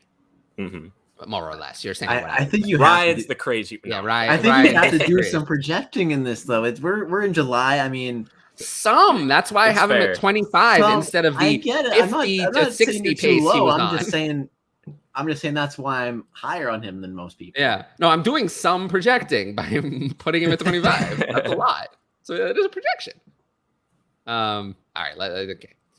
In Dynasty, it's crazy because Judy is 3.5 years younger than Son. So in Dynasty, I really don't get it. And yeah, this is very true about Bateman. Okay. 26, we're going to get to a controversial name. Oh. Exciting. Michael Thomas. Michael Thomas, I have at 26. I have him at 29. I literally, in my notes, all I wrote down, hardest wide receiver to rank. Like, I just don't know what's going to happen. I agree. He was one of the hardest to rank for me as well. I have him in the early 30s. He's so hard to rank because I don't think he's going to be ready. It's everything you hear. Well, it was what the last thing I saw was he was running routes now or something. It's like there's still a big, there's still a big step from running routes to getting on the field. So I'm curious as where he actually is in the coming back part, but it's tough because we've seen what he can do when he's on the field, when he's healthy, when he's, their guy, but it's tough to project that, to expect that, but it's also hard to let him fall to like wide receiver 40 or something because we have consensus has him at 27. So very similar to me and you. Ryan, Okay. Where do you have him? Where did you say? I said 32. Okay, so you're even lower. I just feel like drafting him at 26, there's room to profit. You draft him at, I don't think he has high-end wide receiver 1 ceiling anymore, but if he returns to being any semblance of Michael Thomas, I feel like, he could be a low-end 1 as his ceiling. And Jameis is someone we know. Jameis delivers for fantasy receivers. So I just feel like at 26, there's a point at which you're going to draft him. And it's just a question of him versus other guys. He's actually the end of this tier for me. I have him at 26. If I find out that he's not healthy, he's going to fall into the next tier and fall down even further. But for now, it's only concern. Let's see if he participates. If he's participating in camp, he's going to either stay at 26 or go up for me. Because this is a pretty clear tier break. With one exception, who's going to be the next player we talk about, who is an exception because he's weird to rank. But it's all health. I have Thomas at 26. And if I knew he was completely healthy, 100%, I'd probably rank him at 21. I think that's where I had him originally before the negative reports came out. That's 20. I'd have Hollywood, Cooks, and McLaurin ahead because I think their ranges of outcomes are high, but I'd put him above Mooney if I knew that Thomas was healthy. Yeah. It's nothing with full participant in training camp, full participant, ready to go 100%. I'd put him at 21. Like, I'm not concerned about Jarvis Landry or Chris Olave stealing targets. No. A healthy Michael Thomas, if he's 100% ready to go, he's going to be the one there. Especially if that Alvin Kamara suspension comes down this year and he's fully healthy. But this is if. It's an if. There's so many. Well, that's and he's not healthy last time I heard. So that's if. So let's see. That's why it's so hard to rank him too. And that's why we're not going to spend much time on him because. Although I will say you're going to have to in Scott Fishbowl, which I'm going to talk about a little bit later. We'll talk the whole next show will be Scott Fishbowl a little bit. We'll get maybe some of the start of my draft or whatever. Everyone's draft and it depends. I'm the 11 spot, so it starts at 12. I'm a 5, so maybe it might get your pick. We probably won't have mine. Depends on how quick the draft goes. But either way, Michael Thomas, you're going to have to make a decision on Scott Fishbowl. You have to make a decision before you know if he's fully healthy. I drafted him last year. It didn't work out so well. And that's the risk. But I'm fine getting burned again. I'm fine drafting Christian McCaffrey for the 3rd straight year. I didn't draft him in either of the last 2. I don't think. Anyway, let's move on to the next player who starts the next tier for me, but this is very complicated. Again, a player I feel like for Scott Fishbowl purposes we can talk about. For redraft, you'll know. For Scott Fishbowl, you won't know. I have Amari Cooper at 27. Now, that ranking was made when it looked like there was going to be no Deshaun Watson at all. So with no Deshaun Watson at all, I rank him at 27. I think that in terms of in Scott Fishbowl, let's say you're not going to know. You're not going to know. You have the information you have now. Where would you forget your ranking? Forget what you put. You're in the Scott Fish because that I don't know what those were based on, but you're drafting in Scott Fishbowl, next week. You don't know. You have the information you have now. Where would you draft Amari Cooper? I said 27. Does that sound too high, too low, or just right? Too high. Too high. With the information you have now, that's too high for you. Yeah. I think I'm kind of hedging it between, him, Watson being out all year, Watson being in a little bit. I think so. I have him at 25 right now, and I think that's accounting for Watson potentially still playing. And if it's confirmed Jacoby all year, then I think he's going to slide down probably at least into the early 30s. Because looking at some of the names I have, I definitely would prefer the guys I have after him if he has Jacoby Brissett as his quarterback all year. I mean, he's definitely, one of the players who took a big step back in 2021, but he's not that bad. I mean, no, it's again, it's like, I don't hate him. It's the situation and might be the ADP too. If he is going ahead of some of these guys I have after that, I think are just in better offenses, better situations, better quarterback. So let's say, and let's just get the full answer to this. Let's say you knew he had full 17 games of Deshaun Watson. Where would he rank? Oh, I mean, if he has full Deshaun Watson, I think he would definitely be. I think that's very unlikely, but let's say very unlikely. But like if he had a full season of Deshaun, I definitely think he would be in the teens or something. I'd rank him at 18 in the top of at least. Yeah. Mm-hmm. I'd rank him below Pittman and above Hollywood if at 18. But I think that the chances of that are zero. Slim to none. None. Yeah. The only way that happens is one possibility that I think that has to be accounted for is that let's say that the Judge Robinson puts down a decision that the NFL doesn't like. They don't like the decision. They appeal. Let's say 6 games. They appeal to Roger Goodell. Goodell rules in favor of himself and imposes a year. What's going to happen then, I can guarantee this, is that Watson will sue the NFL. He'll say that, well, the NFL ignored the independent arbitrator process, and they were always going to impose this suspension. And obviously, he'll argue that the arbitrator process was a scam, a sham process, and he's going to file a federal lawsuit against the NFL if that happens. That's exactly what's going to happen. Now, if that happens, it's possible that Watson could get the suspension, an injunction against the suspension, which would delay the suspension until a later time. So that is a possibility that Watson actually serves no suspension this year, but depending on whether he wins or loses that case, serves the suspension in 2023. He could lose. I mean, Brady lost his case against the NFL. Ezekiel Elliott lost his case. I mean, the NFL has typically won these cases. So that is in the range of outcomes that Watson serves the year suspension next year, if that scenario comes to pass. So it's just something to consider. He's not getting out of a suspension. There's going to be one. But there is that timeline that I just discussed that is, with the way these lawsuits work, it is very possible. I mean, an injunction would almost certainly be entered if that lawsuit were filed. So it's something to keep in mind. It is obviously, I think, would make people very frustrated and very upset, and understandably so. But legally, it's something that is, well within Watson's rights as to sue. I mean, anybody can sue for if they believe they have standing. So it is something that has to be considered and a possibility. But we'll see. Again, though, you're not going to know when you draft in Scott Fishbowl. I don't think you're going to know Judge Robinson's ruling at that time. So you're going to have to just guess. And that's my 27 was my guess for Amari Cooper. It's a bigger discussion is what you do with actually drafting Deshaun Watson. That's Amari Cooper will give you something with Jacoby Brissett. Not going to be great, but it'll give you something. I mean, Scott Fishbowl is a deep lineup league. You start 11. Even with Jacoby Brissett, Amari Cooper is going to be a player that you start.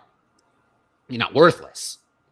Drafting Deshaun Watson is a whole separate calculation. And that I don't know how to advise you on that one. I'm just staying away. I will also be staying away because if you light a quarterback on fire in Scott Fishbowl, you're pretty much done. People who picked Trey Lance last year are aware of what that did to their teams because you had to spend like a 4th round pick on him and it really just killed you. But yeah, so I have Amari Cooper at 27. It is what it is. For regular redraft, you'll be able to know. All right, let's see. A couple more players.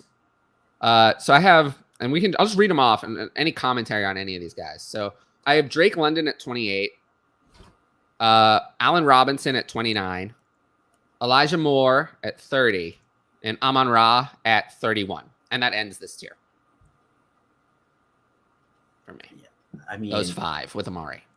I have one player out of those guys like a lot higher. I have a couple higher. I have Amon-Ra at 27, but I have Elijah Moore at 24. I just think he's a superior talent. I know Elijah Moore 24. I have Elijah Moore at 22. Oh, so it's funny because I'm so in on Elijah Moore in Dynasty, but in redraft I don't have him that high. Yeah, no, I was surprised when you said that. I thought I was wondering if I had missed his name earlier. I was going to ask.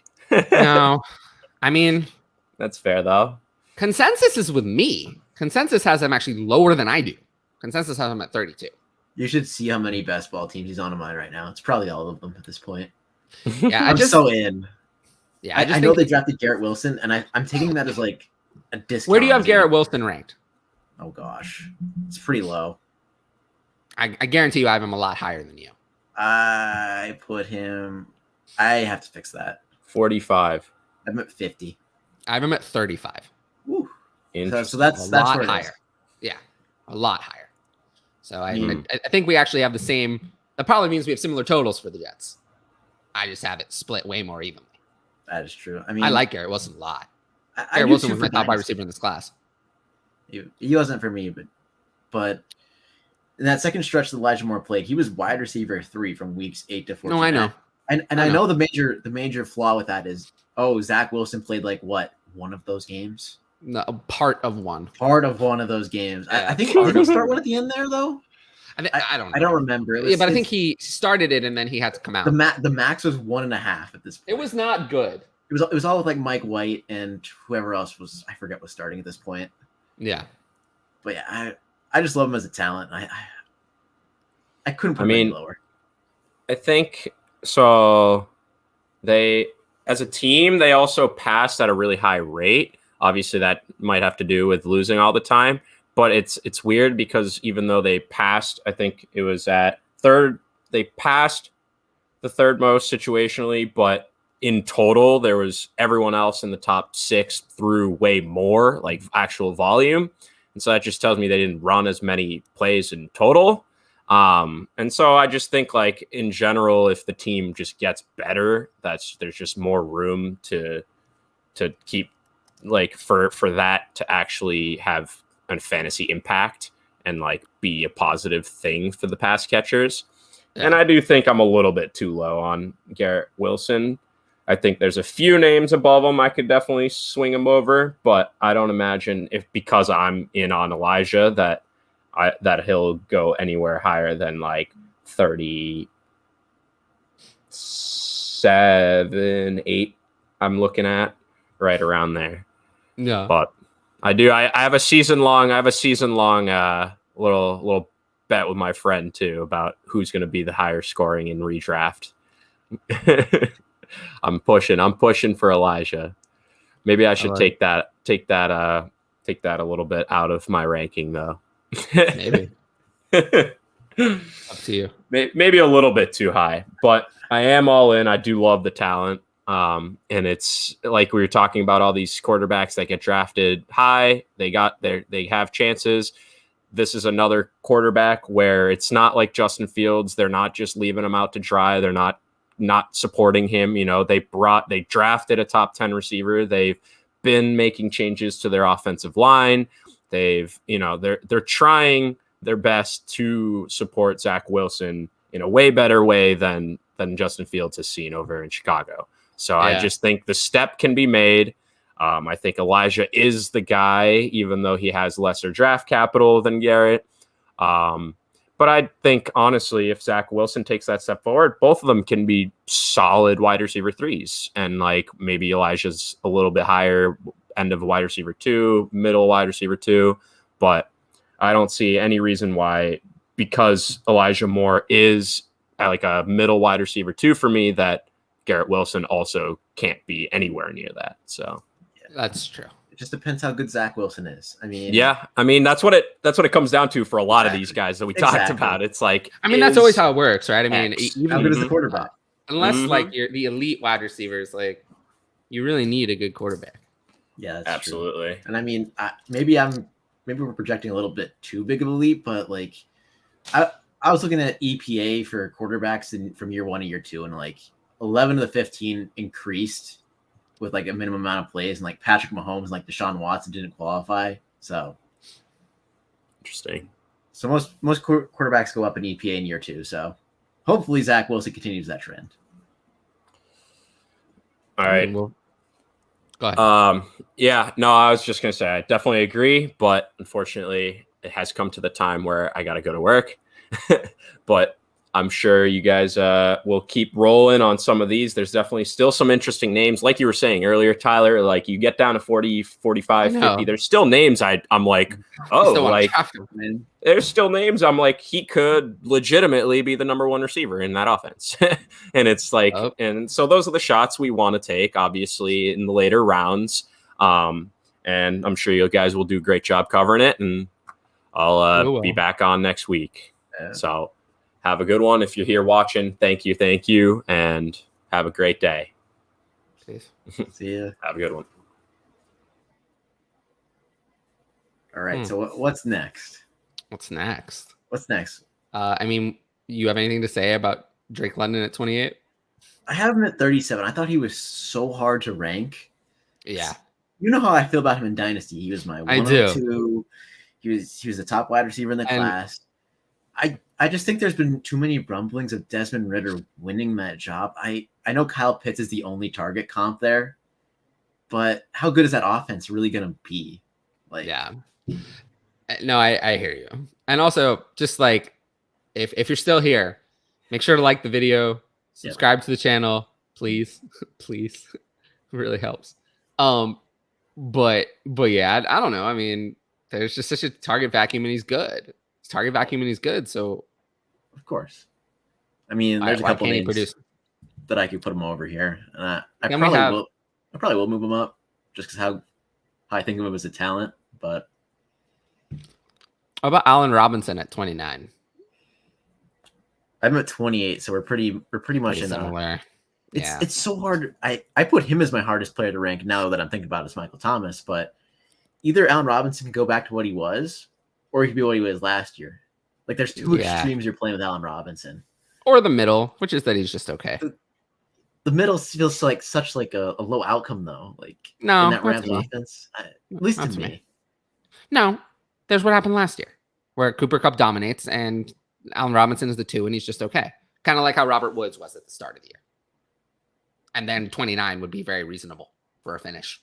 So, no, I don't think it has to be much higher or much lower, and I'm ranking him at 29 for that. I think he could actually finish there. Yeah, I feel kind of the same way. It's tough to rank him though. We talked about Elijah Moore. We talked about Amon-Ra, I think a little. Yeah, a little bit. How early do you think Jameson Williams plays? I feel like that's the big question mark, and it's still a question. I ranked Jameson Williams at 63, so I'm not. I didn't get to rank him, so yeah. All right, so let's just talk about a couple more players that I think are interesting. We'll just pick them out. Yeah, that works. So I have Christian Kirk at 32. I don't really feel like Christian Kirk is that interesting. We don't have to talk 34. About him much. Yeah, we know we know I like Christian Kirk, but I have Chris Godwin at 33. I'm still holding out hope that he plays, but I've moved him down significantly over time. I think he's going to keep going that way for me as well. I'm at 30. I mean, the pup rumors are there. Like, where do you have DeAndre Hopkins? I have DeAndre Hopkins. I got to remember to move him down one. I have him at 35. Oh, I have him at 47. Maybe maybe I'm way higher on Kyler. So no, you're not. I have Kyler at 2. So no. I don't want to draft someone in redraft who's going to miss 6 games. I understand that, but I just feel like his upside's way higher than everyone that I have behind him, except for maybe Drake London. Maybe 47 is probably too low, but I really don't want to move him up much more. It's an understandable argument. I'm just not going to draft him with the way that I play. I'm just not going to hang on to him. I'm not going to burn the bench spot. That's understandable. I mean, I have Adam Thielen behind him. I have Russell Gage there. I mean, you can make cases to move those guys above him pretty easily. I have Gabe Davis down here. Obviously, we know that's a discussion that we'll probably have to have this episode.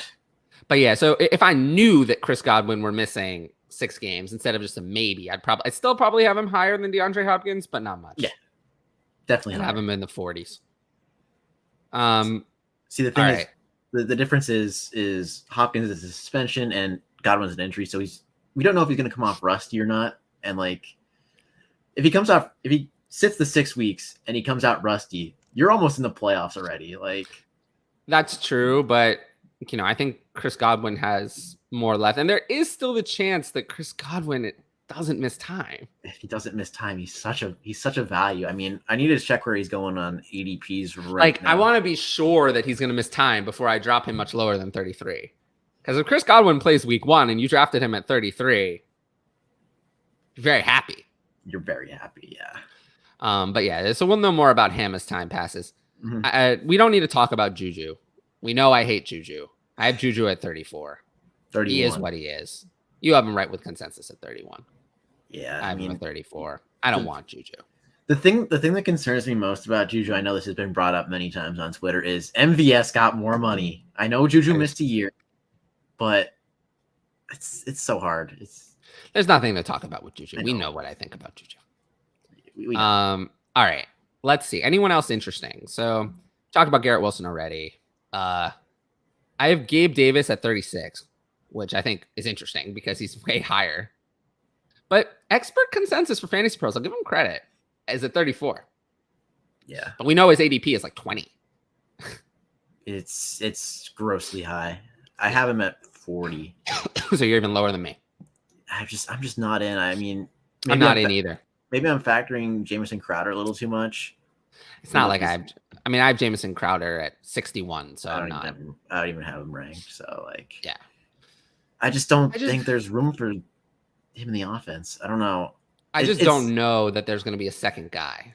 That's what I'm thinking. And you've heard it all on Twitter already. I think Gabe Davis has been the most discussed player this offseason. Like, honestly. Yeah, I do. I'd rather have him at 36 than 40 because I think 40 is so low that like it's not capturing any of his ceiling. But 36 seems about. I mean, right. I almost have him lower than his ADP on DraftKings. Like overall. Oh wow, his overall ADP on DraftKings is 45. That's insane. It's crazy. Like, what are we doing here? He's never done anything. He had one good game in the playoffs. That's it. Nothing else. I mean, you said it best. What did he do last is what the people remember. And that is exactly what he did in his last game. But he didn't even improve on 2020 and 2021 over the full season. Oh, I'm agreeing with you, but I'm just saying that's what people remember. I know. Cole Beasley's gone. Emmanuel Sanders is gone. This is what people are. I mean, in his last regular season game, he had 14 targets and caught 3 of them for 39 yards. Not ideal. No, he's not good, but I get it. He's fine. Whatever. Let's see. Anything else? I have just a few players I think kind of are just there. I have Hunter Renfro at 39. He's there. I don't really want to draft him. He's probably going to outproduce that, but it has no ceiling if Devontae Adams stays healthy. Yeah, I have him at 41, so I'm close to you. Yeah. There's nothing to talk about, though, then. Nah, the target share is just gone. Because you're with me. we know Devontae Adams is there now, so like nothing else to talk about. And then there's a couple other players I feel like are just there. I have Tyler Lockett at 40. I feel like he's just there, kind of similarly. I'm at 32, but give him a little higher. You remember how I was talking about what was it last episode with DK? How I'm a little bit more in on the game script that they're gonna get because they're gonna be losing all the time. Like the team's not good. I just think DK is gonna dominate the. Well, I agree, but I just think I want Tyler Lockett over most of these guys just for the upside. We know Tyler Lockett's the boom bust guy. The upside. Tyler Lockett did nothing in the non-Russ games. Actually, Tyler Lockett's never done anything, and it was really bad. Like even worse than DK in those games. So I think I'm good on Tyler Lockett. I think Tyler Lockett is a Russell Wilson creation. I don't think Tyler Lockett's fair. I mean, only because of Russell Wilson. I only have him like 8 spots higher, so it's not like I have him it's like I have him in wide receiver 2 range. So yeah, I'm just jumping around. I have Adam Thielen at 42. Again, I just don't see the ceiling with Adam Thielen. I feel like Adam Thielen started to look kind of not good last year. Caught a bunch of touchdowns, and I think that if the touchdowns go away, and eventually they will, like he will not be as good. Yeah, I have him right in front of Drake London. So we call for touchdown regression every year, and he's 32 never happens. Now. He's 32 now. I know he's up there, but like, you really think he's gonna outscore? Like he's gonna last year, him and Justin Jefferson had 10 each. You think that's gonna? No, I think it's gonna be like 15-5. So, yeah. I just with Adam Thielen, he's 32. I think it's his time. So I have him at 42. I mean, yeah, that's kind of why I have Justin Jefferson at wide receiver 1. Like I think he just takes the lion's share. Yeah. So okay, so we've gone over. So there's a few players in there that I think are actually in here. Those are some of the meh players. I think there are some players I think are interesting. So I have Devonta Smith at 37. It's very low. But consensus is pretty much with me. Consensus has him at 35. So not very different from me. I have him at 29. I have him higher. But we talked about this before we on the AJ Brown segment. So go watch the last show for this. But I don't think there's much beyond AJ Brown. I reevaluated. I kind of agreed with Hutch a little bit. He's such a good player, and I just think the Eagles want to pass more. Is there any evidence to say like he's so good? But how do we know that? I mean, I looked at his reception perception. I like what I found. But he didn't actually earn a significant number of targets. That's because Jalen Hurts didn't really throw the ball. Right, but that's partially his fault. That is partially his fault. You are correct, but I just think the Eagles' offense was two extremes last year. I hear you. They would pass every play, and then second half of the season they were run every play. And they were better in the part where they were run every play. I know, but they also didn't have AJ Brown in that part. I hear you, but I think that's going to make them throw to Devonta Smith even less. I think the debate we're kind of having here is, sure, the target share is going to go down. I think Hutch mentioned this last episode. The target share is going to go down, but the target quality is going to go up. He failed on 104 targets last year. You want him this year with 90? No. So I do not understand drafting Devonta Smith feels like a waste of time. I don't get it. You need AJ Brown to get hurt for him to pay off, or Jalen Hurts to become a different quarterback, which I don't think is very likely. Well, I haven't been drafting him, so so far this year. I mean, he's in Elijah Moore range. Like I said, I love Elijah Moore. Yeah, I prefer Elijah Moore easily over Devonta Smith. I have Russell Gage at 38. But if I knew Chris Godwin were missing time, I would probably have Russell Gage even higher. Mm-hmm. Yeah. But yeah, he's someone interesting. Keep an eye on him. And I do think he can produce something. I think drafting Russell Gage, is kind of like, he'd be like a discount Hunter Renfro if Godwin were playing. Because Hunter Renfro, I think, is a significantly better player than Russell Gage. But Russell Gage has a better quarterback. Mm. Now, there is one faller for me in this range, this tier. Treylon Burks. When I started my process, I had Treylon Burks around 30, 31. Mm-hmm. I have Treylon Burks down at 41. I'm lower. Lower? I'm at 46. You're even lower. Do you have Robert Woods higher? I have him at 52. Okay, so I actually have them both higher.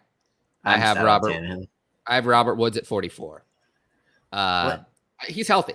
He's healthy. He's participating fully. It's not the asthma that scares me.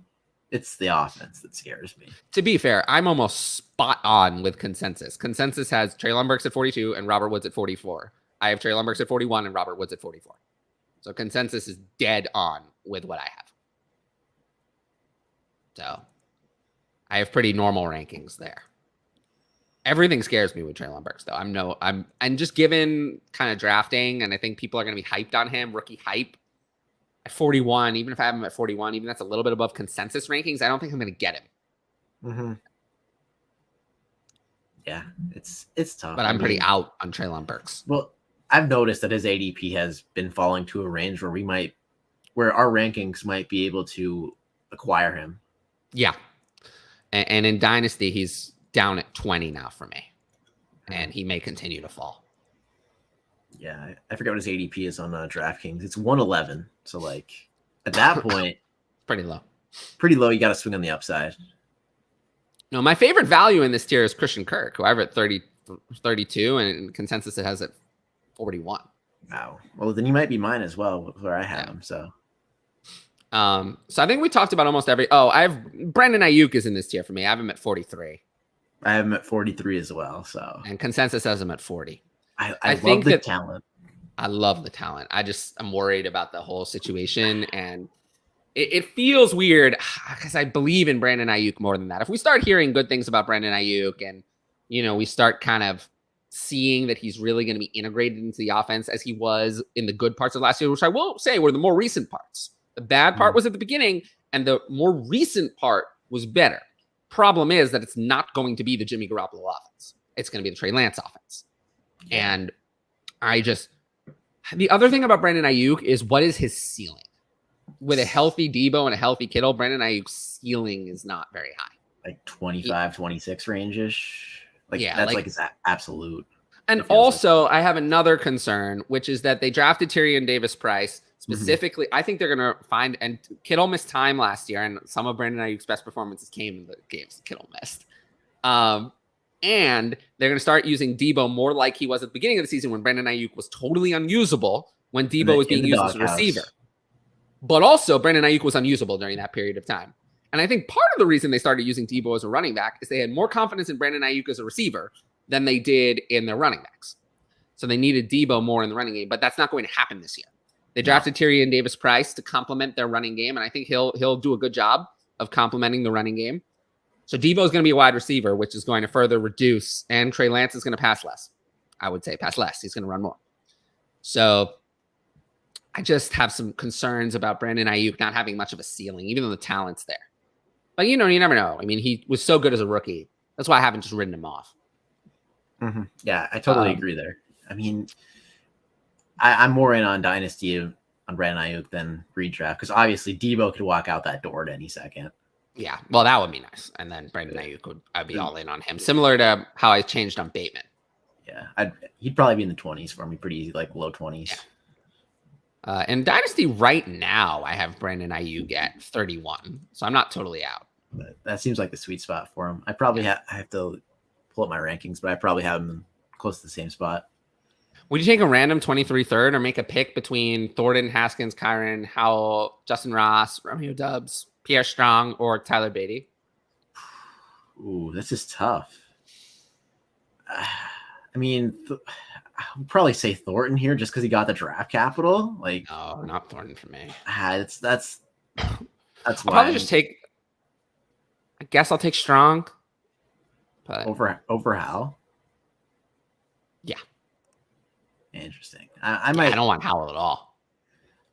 It's between Thornton. I mean, Haskins could have potential as a handcuff at Derrick Henry. We saw the wear. Strong and Haskins are actually a lot of these players are close to me. Yeah. I mean, Romeo Doubs too. I mean, there's a lot of dart throws here. I mean, this is tough. Yeah, I mean, Haskins, Strong, Doubs, and Thornton are all within the same round of 80 of my rankings. But I'll go with Strong. I'll go with Thornton. I think Strong is the best player here. That's why we go with Strong.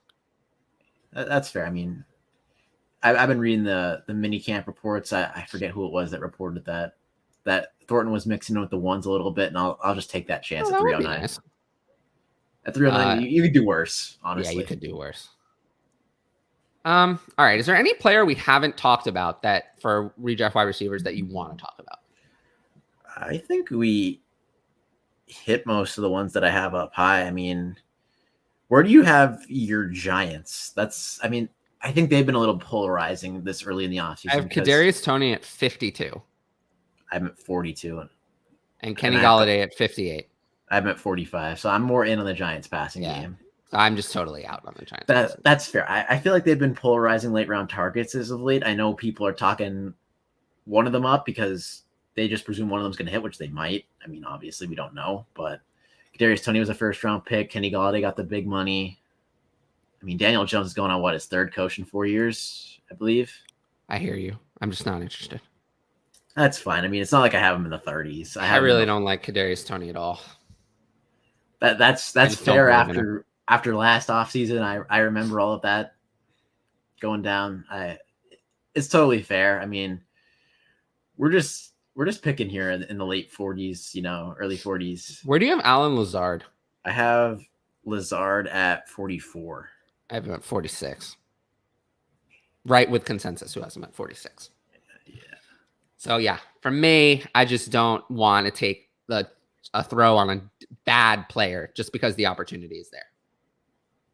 Neither do I. Okay. Let me revise that. Alan Lazard is not he's not a bad player, but he's not good. He's a replacement level NFL wide receiver. And I don't want that on my fantasy team. Where is he going? No matter how good his situation is. He's going at 79 right before DeAndre Hopkins. All right, yeah, goodbye. No, and right after he's going right after Elijah Moore. No, thank you. Yeah, that's what I'm saying. And then I have some rookies. I have Chris Olave at 47 and Sky Moore at 48. I think they're worth a shot at that point. Yeah. I have him at 47, and then I have Sky Moore. I have Sky Moore late. I have him at 55. I'd like to take a shot on them. Why not? You never know. Fair. They could come out strong. You'll know. You cut them if they don't. Mm-hmm. I was reading the Excel sheet numbers earlier. I have Tim Patrick at 47. I hate that. Do you have that thing where you scroll over to the right a little bit? And yes, but I have it set up so it's easy for me to. Yeah, I have to refigure that. But I just want to mention a few other names before we close out this segment that I think are interesting. Chase Claypool, I have at 49. I'm somewhat interested. His 2021 and 2020 were identical except for the touchdowns. Mm-hmm. So I'm somewhat interested. I don't hate him. I have some avoids in this range. I have Jacoby Myers at 50. I just don't see the point in drafting him. Roster clogger for me. And then one player I do kind of have my eye on a little bit is actually Marquez Valdes-Scantling. Yep. Who I have at 51. Consensus at 57. He got the money. Yeah, and there's a range of outcomes in which he's the wide receiver one on that team. Exactly. I don't predict it, but it's the range of outcomes. I obviously have Juju ranked as the one for this year. Yeah, I mean, you have to. With what we've seen in the past, we haven't seen Marquez Valdes-Scantling put up near the production of Juju. But I have Juju at 34, Sky Moore at 48, and Valdes-Scantling at 51. And in terms of that range of wide receivers, that's not that far apart. So I'm not confident. We're splitting hairs with points. It's like at this point, it's gonna be like 20-some points. Is there anyone else worth mentioning? I mean, we've talked about a lot of the players in this bottom range. Christian Watson is someone who's been falling down my rankings. I have him at 54, but I think that he's going to fall even further as time passes because I just don't think he's going to get on the field early on. Yeah, neither do I. I'm just so out in redraft and in Dynasty. He's not someone I want to draft in a redraft. What was his drop percentage? It was ridiculous. It was high, but it's just in a redraft. You want someone who's going to hit in the early weeks, and I don't think that's going to be him. So I think in a redraft, I have him at 54, but I think he's going to continue to fall. I do want to mention Rondale Moore, who I have at 55. Someone maybe he has 6 weeks to do something. He does, and then his career's over. So if he doesn't do it in those 6 weeks with Nyuk out, so could be someone. But when they re-sign Zach Ertz, even without Nyuk, he's the clear 3 behind Hollywood and Ertz. So unless he proves otherwise. So Yeah, he's exactly. someone it's an interesting opportunity, but not someone I'm Wasn't his ADOT like it was terrible. insanely- Everything he did was terrible after the first couple of weeks. I'd love to see Cliff Kingsbury use him in a variety of ways. But he's not going to do that. I know he didn't last He's not going year. to do that. I wish he would though. Like we've seen it on the college tape. It's there. He's not going to do that, so it doesn't matter. Oh, I'm totally agreeing with you, but I'm Yeah. just saying, like, I want it, but I'm not gonna get it. Yeah. And then I will say I have some interesting guys. I mean, I have Michael Gallup at 62, but I don't. He's just pushed him down because I don't think he's going to be ready for week one. I'm not going to draft. I'm not going to spend a pick on Michael Gallup if he's not going to play week one. Jalen I'll just Tolbert's leave been him my favorite late round. Yeah, I draft have player Jalen Tolbert actually at 64. If I Yeah. knew Michael Gallup were missing time, Jalen Tolbert would be a little bit higher, but still not that high. I mean, he could easily beat out James Washington for the 2 spot. But he's not going to be ready. He's not going to be ready to contribute to our I know, fantasy but lineups. You could do worse in these spots. Like, honestly. I actually think you're better Really? off taking your chances on someone like in a redraft. I'd rather like draft Jarvis Landry. Well, yeah. For example. I have Jarvis Landry higher. So Yeah, but I have Jarvis Landry at 53. So how high is Jalen Tolbert going to be? that's fair. I mean, I'd rather draft Kenny Galladay and just hope that I'm right. I think it's more likely I'm right about Kenny Galladay coming out the gate than I am Jalen Tolbert in a redraft. Like, I mean, if I had to bet on someone to have a better week one, I'd bet on Kenny Galladay over Jalen Tolbert. I mean, who's a third round rookie who was so raw and so not ready. Like don't hear what I'm not saying. I like Jalen Tolbert long term, but I just do not see the range of outcomes where he was from South Alabama, college. Like there's just no way a third round pick he's going to be ready to contribute week one. That is not possible. So in a redraft, I just don't see that as a pick I would like to make. So he's not that high. But yeah, no one else really I want to talk about. I do kind of I don't mind George Pickens actually as a late flyer just in case because he's someone who's ready. I mean, he played at Georgia. I mean, if he's healthy. Yeah, George Pickens is one of my favorite prospects coming out, but like I gotta double check this because I was scrolling through Fantasy Pros earlier to see like the latest stuff, and I heard he's not gonna have a big role. Well, then maybe not. That's what I've heard thus far.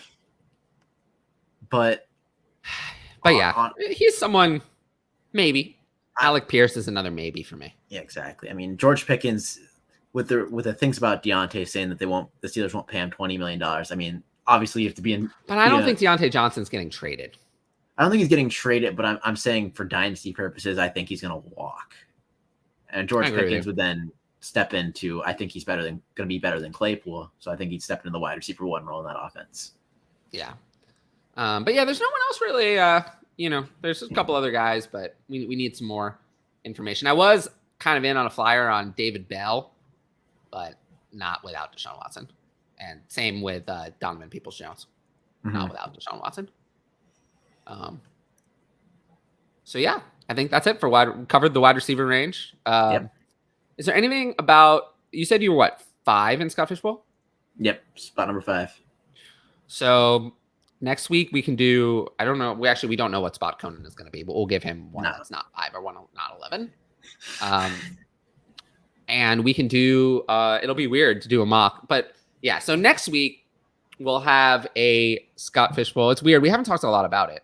No. I feel like. Do you feel as if the conversation about Scott Fishbowl has been a lot quieter this year? Because I do.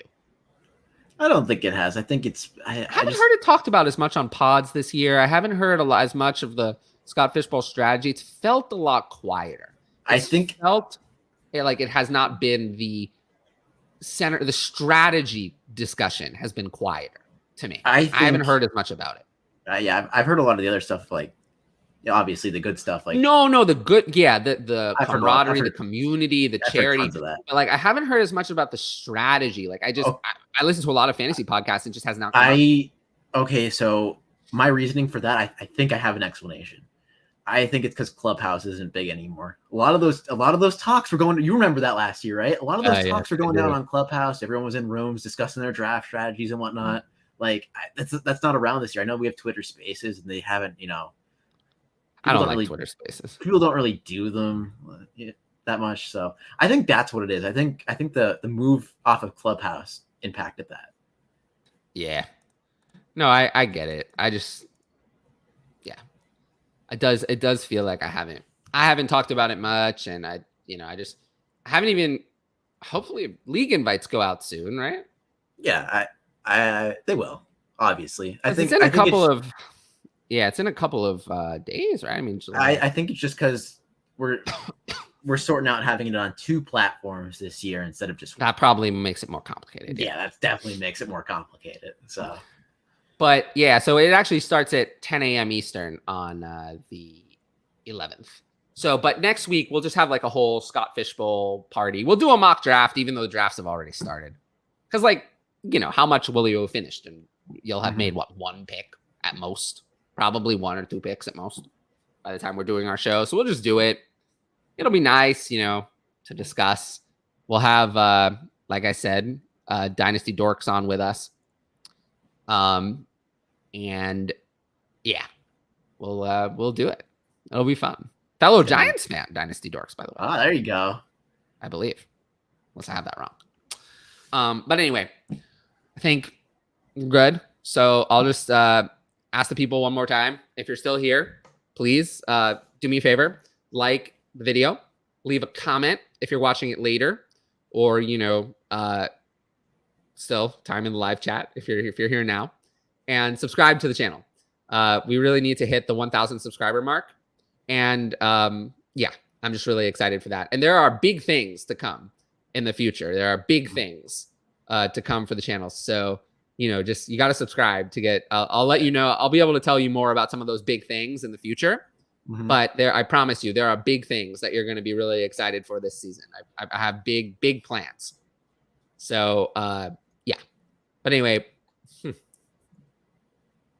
yes, see me in a bit. Also true. Yep. I will be Also live true. at 9 p.m. Eastern tonight doing Ask DLF, which is simulcast here, or you can watch it on the DLF channel. And we actually talked about him. Hutch is my guest. So it'll be me, Hutch, and Cal. So yeah, watch that here or on DLF. Get your questions in the chat on that, and it'll be a great show. It'll be a lot of gas out of the tank for me, but 2 hours here and it'll be 2 hours there. But I got this. Yep. But yeah, like, subscribe, all that. And until then, I will see you all